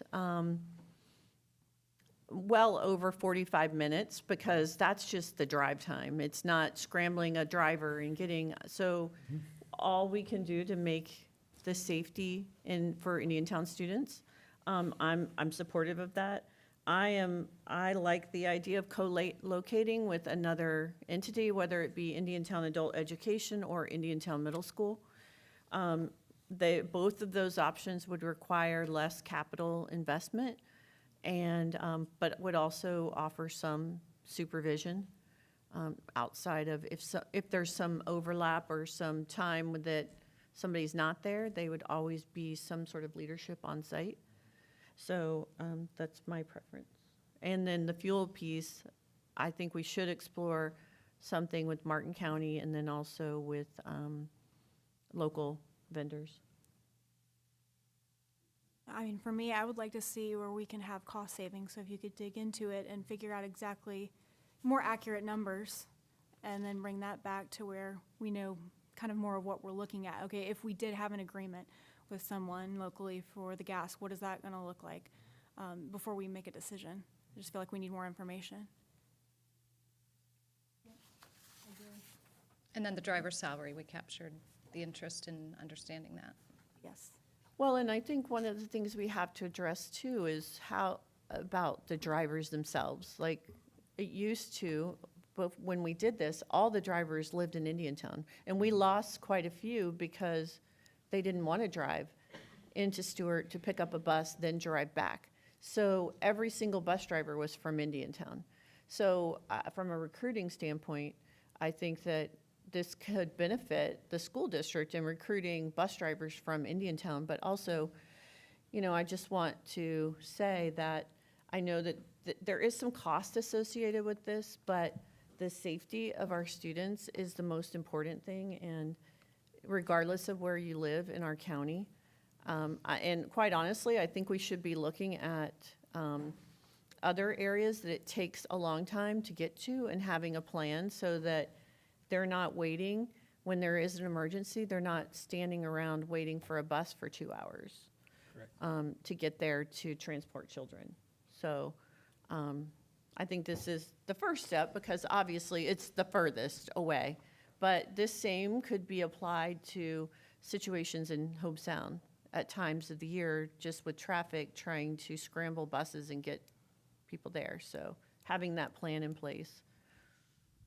And maybe eventually, you know, looking at our shared, and Mike, I don't know, Ms. Roberts, if you were here, but remember when we had the long discussion about co-locating with the county on their facilities like maintenance? And I hear that those discussions are kind of bubbling up again. What that might look like, and not meaning that we would share a facility, but it could be like fuel, like the sheriff's department has to have certain mechanics that they only work on their cars, they don't work on buses, and we would obviously have the same. So there's some things we can't share, but there are a lot of things that we can. So maybe we'll get to a point where we're having that conversation again. It was a pretty interesting conversation back in the day. It really was. I think they kind of went off on a tangent of their own to come up with one location for 3 different entities to operate out of. We were still different entities. There was no cost savings. Yeah. So, but it's worth talking about.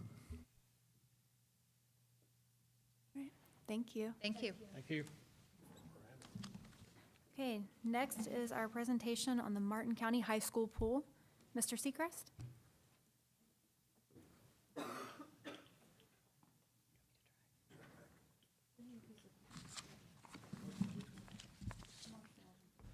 So good afternoon, Madam Chair, Superintendent Maine, school board members. I'm Mark Seacrest, Director of Facilities and Planning. We are actually bringing this future project, because it's not a project yet, but we wanted to discuss this with the board, much like what we did with the 24 major projects we currently have going on. This turned into a project that we wanted to review with you first, get some kind of direction, and then figure out how we're moving forward. This project has a long history. The first renovation was done in 1980. We actually just did some work on the locker rooms, restroom area in 2023, so it's been ongoing with different renovations throughout the years. It's heavily used by the Martin County High School students, the swim team, the dive team, and then they do have a club that uses it quite frequently. Next slide. So there are the current usage. It's actually broken out from the last slide. We do have some usage from Martin County, fire rescue, the police, beach lifeguards. We did have one of the elementary schools use it for a boat race. Again, we have the swimming, the Martin County Swimming, we have the Martin County High School swim and dive teams. So all these players are involved with that pool on a yearly basis. We want to give you some general knowledge on operating costs. This came from the budget book, and then it was kind of overviewed by finance. I don't know if anybody has any questions on the cost, but that's what we took from the budget book. And then as we move forward, this is what the other two high schools are doing with Sailfish Splash. You can see what their yearly expenses are. And then the last slide, or the second to last slide, this is why we brought this item forward. We were requested a work order from staff at the high school. Being that this isn't a normal construction project that I deal with daily, we contacted one of our major contractors, and they contacted their kind of pool contractor just to give us an idea of what this work order was going to look like. So these are budgetary numbers. They're not hard numbers. It could vary one way or the other, but it does give you kind of a general ballpark figure based on the work order, and to complete those items, what we're looking at as a dollar amount. Now, on top of that, we just received a work order last week to have all 6 heaters replaced, and just the equipment alone is around $38,000. So you're going to add a third or double that number by the time you add the labor. So that number gets added to that bottom line number that you see at the bottom of that graph. So our question right now is, we just want to give discussion with the board, see how you want to proceed. With these kind of dollar amounts, it does become kind of a major project now. It wasn't on anybody's radar technically, but it does need to be done based on the usage and the age of that pool. We just need direction on how you want to proceed. Yes, Ms. Pritchett? I have a question. Go ahead. Oh, go ahead. You go first, Amy. Can you go back to slide 2? Okay. I'm sorry, slide 3. It's hard to see. Slide 3. 1, 2, the next one. Okay. Could you explain discretionary and miscellaneous reimbursements? So when we reviewed that number, it came from the budget book, but what we found out, that covered, it can cover up to like 14 lifeguards. And currently, that number can fluctuate because I think they're only using about 4 lifeguards. But it is a budgetary number that's you're holding that line item. Which one, discretionary or miscellaneous? Miscellaneous. What is discretionary? So discretionary, we figure that out. And maybe the miscellaneous That's should the be chemical. changed to It's all the staffing. chemicals and basically to maintain that pool. I And just then think the- it would be better if the line item described what the expenditure is. So for miscellaneous, it should say staffing, lifeguards, and discretionary should talk about chemicals, et cetera. Okay. Just so people can see the transparency. Okay. Thank you. So I'd like to know, I remember when Mr. McCombs ran the pool, and he had his own swim team, Martin County Aquatics, and he would bring in extra lifeguards. He would have swim meets, and none of that should be, does he still operate out of the pool? Martin County Aquatics, or is he done with that? Well, now it's called Martin County Swim. Okay, so, and it may very well still be Mr. McCombs, but we shouldn't have a budget for that. That should be, No. he should be renting the pool It's a from us use of for that. facilities event. So I'm wondering if some of these numbers might have been from the old days when Mr. McCombs was actually employed by Martin County School District, and that some of those discretionary items or miscellaneous items could have been from when they had special events there. It's under our current Yeah. budget book. This is 23-24 budget. Okay. I didn't know if they just carried over the same numbers, or you did zero base. Yeah, and Mark, what is the revenue generated from our use of facilities? Because that, I think it's sort of low. I mean, I think we've always said it was like $10 an hour, but it's $50 an hour to rent a gymnasium, but it's $10 an hour to rent the pool. and it seemed really low. So it's but- like 25. Or, yeah, it was, I don't remember the exact numbers, but it was kind of, so I don't know if the revenue of what, the use of facilities, is it offsetting any of these expenses? So I'll have to let Carter speak on how it offsets, but I know we ran the numbers with finance and basically early 2023, because right now we're in the process of invoicing them for the current year, they sent a check in for like $12,000. Okay. And that covered almost a full, well, probably 9 months of a school year. Okay. They sent a check for 12,000 when? Last Superintendent February. Maine? Last February. So Oh. I asked Carter, we have those numbers because that was inquired upon. So in 1920, it was $7,462. In 2021, we have $0 collected. 21-22, $10,968, and 22-23, it was $12,575. As Mark said, for 23-24, they're still invoicing. Thank you. That's for Martin Swims collections, the portion that we received from Martin Swims. So I'm a bit confused as to how that works. If we're in the year 23, 24 now, and you're supposed to pay before you use a facility, how can we be in February of this year with no income? Their invoices, we went through the whole system, because I have 2 new employees covering that now. So they're actually auditing School Dude to figure out who's paid and who hasn't paid. And that's what we came up with. So everybody's being invoiced that didn't send in a check for use of facilities. So how do they get in? I mean, they just walk in and jump in the pool? Well, it's an approved event. They just never sent, they just never sent their check in because they either didn't get an invoice or they haven't paid it yet. Do we have the insurance certificate from them? Yes. So, do you remember, I'm going to go back a ways because my daughter and my son used to swim there for Martin County High School. We spent, I want to say we spent over $1 million renovating that pool and said we should get another 20 years out of it. Now, this is probably, my son's 28, so maybe 10 years ago. It was pushing the 10 to 12 year. I think when they put the last liner in, you're right at that 10 to 12 year mark. And that liner, 2008 is what Dr. Miller just told me, is when we put the last liner in. Well, 2008 was the last liner? Oh, that's got its And lifespan. it was expensive then, and it's still running like over 800,000 now just for the liner.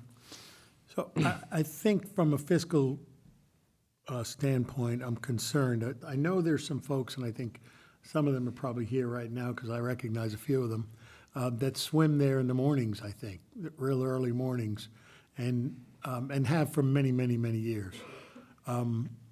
There, I didn't see, is that on the list also as? It's under the Martin Swimming. It's under Martin Swimming? Okay. I think at some point in time, this pool's going to outlive its usefulness for the school district. And I've really always been in favor of eliminating the pool, and especially when Sailfish Splash was built, because it's got a beautiful pool facility there. And a lot of our swimmers swim over at Sailfish Splash, and I wonder if we could make a deal with the county to, have everybody who's utilizing our pool use Sailfish Splash, and we don't need to spend $1 million or $2 million. I think this says $1,235,000 to redo this pool. I would personally dismantle it, and I don't know if you have more classroom space eventually or more parking lot space, but certainly there's when there's something literally right across the street. And I remember when Jim was here, at Jim McCombs, it was a big deal because the swim teams got along, the management didn't. So we kept them apart, and it was probably the best thing we could do. But I wonder, I don't know what kind of use Sailfish Splash is getting. but it was a cost of tremendous dollars to the public and the taxpayers, so I don't know why we can't make a deal with them. And ultimately, at the end of the day, everybody who's using it should be able to use Sailfish Splash, and it's right across the street, literally across Willoughby Boulevard. So to be fair with all the high schools, we provided the slide that's up now to show just what Jensen Beach and South Fork, their current expenses are to have a swim team.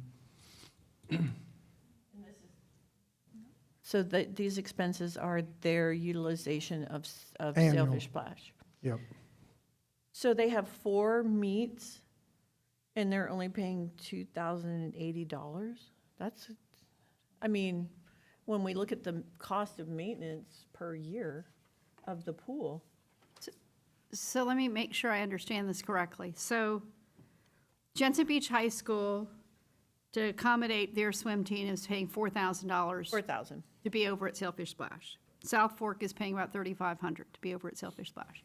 Martin County, for the convenience of not going across the street to Sailfish Splash, has a pool that's costing us current year operating costs of $145,000, which gets offset by approximately, let's say, the $12,000 that's coming from Martin Swimming. Correct. So if I take the 145 minus the 12, so for 133,000, the Martin County swim team can swim on site. Is that what we're That's looking what at? the information reflects. And then even if you figure, okay, the Pinewood Elementary wants to do their derby, let's say, you know, their cardboard derby, all those other things, you'd have to do a lot of swimming to get to the 133,000. I'm not talking about the capital costs, I'm just talking about the yearly operating costs, right? Right. So for $133,000, the Martin County Fire Rescue, the police, the lifeguards, and the Stewart Police are using our facility for free? It's For just, free? it's like a single event they have. Okay. And the PE, Martin County High School PE classes and high school sports use it for conditioning and rehab. There's no swim class as PE anymore, correct? Correct. And Extended Day is using it for their summer program. They will be, yes. So for $133,000, the sheriff or the Stewart Police, Fire Rescue, the police, and the beach lifeguards can swim there for free. The PE class, no PE class, the high school sports can use it for conditioning. Extended Day has a place to have their summer programming. We can do a Pinewood cardboard boat race for $133,000. Correct. Seems expensive. From a business standpoint, it doesn't make sense, but, you know, especially if Sailfish Splash wasn't there, it would make sense, and it did make sense. But Sailfish Splash is there, it's an excellent facility, they have bathrooms and changing room and showers, and they have 2 pools. I mean, it's a giant pool facility. I don't know,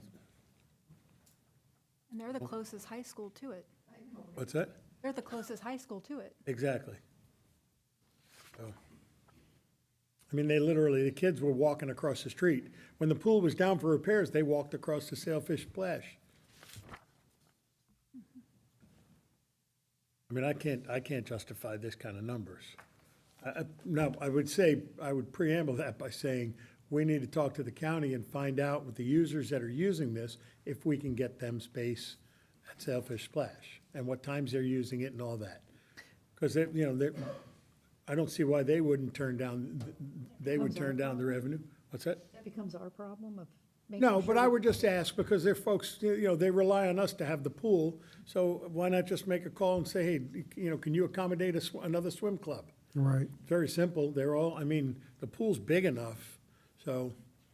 Well, I mean, while I appreciate that, and I do think we should look at, like, utilization by what groups are utilizing and the number of days a year like kind of seeing how it's being utilized, but I don't know that I mean, if we asked the current basketball club and volleyball club, hey, we're thinking about shutting this down, what do you think? And we shouldn't try to find them space, because they would all like us to build more gymnasiums, even if there wasn't a school there, because they're that utilized. So Sailfish Splash, I mean, I agree with you. It's right there. It's a beautiful facility. I just, for the expense to rehab, and Mark, if you could let us know too what the cost was in 2008, so we can kind of see what our expectations are over the years. So I know in 2018, we replaced the heaters. Mhm. They were at $4,000 each. Now they're at $6,000 each. Right. And that's not any labor or any parts. They're only going to go up. And I remember the last time we had this discussion about the pool and about renting the pool, et cetera, that at that time, even though that was a different board, et cetera, the comment was, well, we can go on for a bit longer, but when it needs that major repair, we need to really stop and look at it and see how close it is to Sailfish Splash and what the usage actually is, and whether it's something that we should be trying to pay for. And I think based on a recession looming on the horizon, falling FTE, I mean, when you take all those things into consideration, I don't see where on the capital side we have an extra $1 million. I can think of other uses for 133 a year. And I do recall our discussion then saying, we're gonna let the pool kind of run its useful life, but we were not gonna make any more major investment, keep it up and running and safe, but, I mean, this is a major project at, over $1 million. Well, that's only for the pool. That doesn't include the bathroom and locker room facilities. I mean, those are probably 50 years old too. So I remember we did the concrete once before because it was all sinking around the pool the last time, probably in '08 when we did that.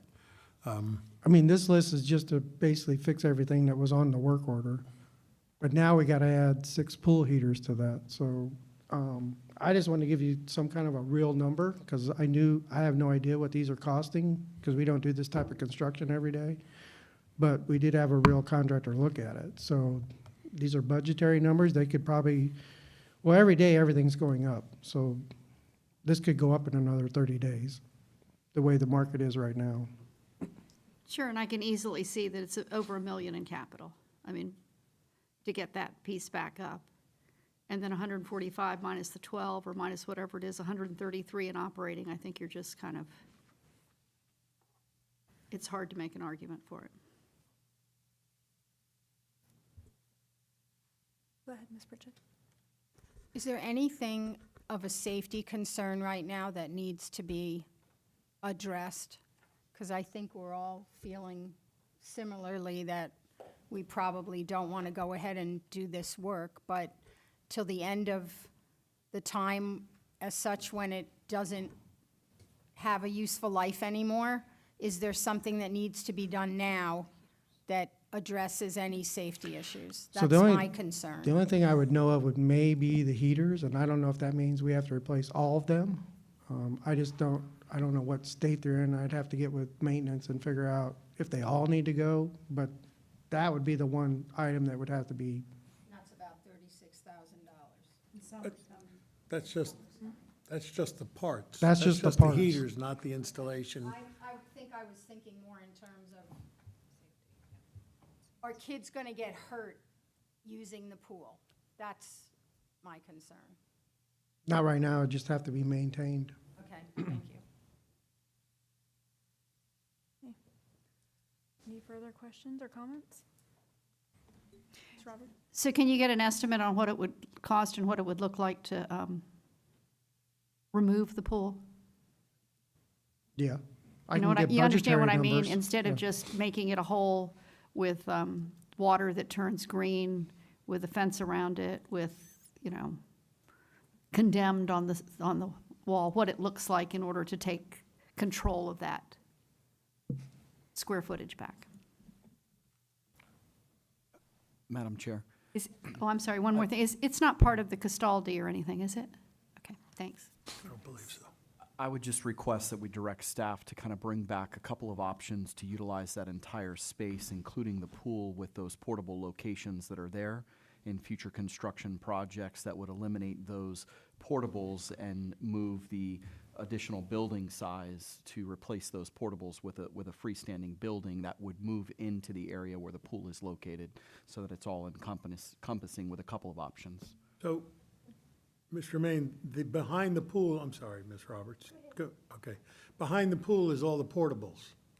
Correct. So, you could utilize that whole space for another building, because in front of the pool is parking lot. To the left of it, or behind it, if you walk through the entrance, is grass area and then the driveway that goes out back. So there's some opportunity to put a whole nother building in there for expansion of Martin County High School. Thank you. Ms. Roberts? And I think based on the Mid-County CSA and the Palm City CSA, we might have a couple $1 million to take care of whatever we need to take care of.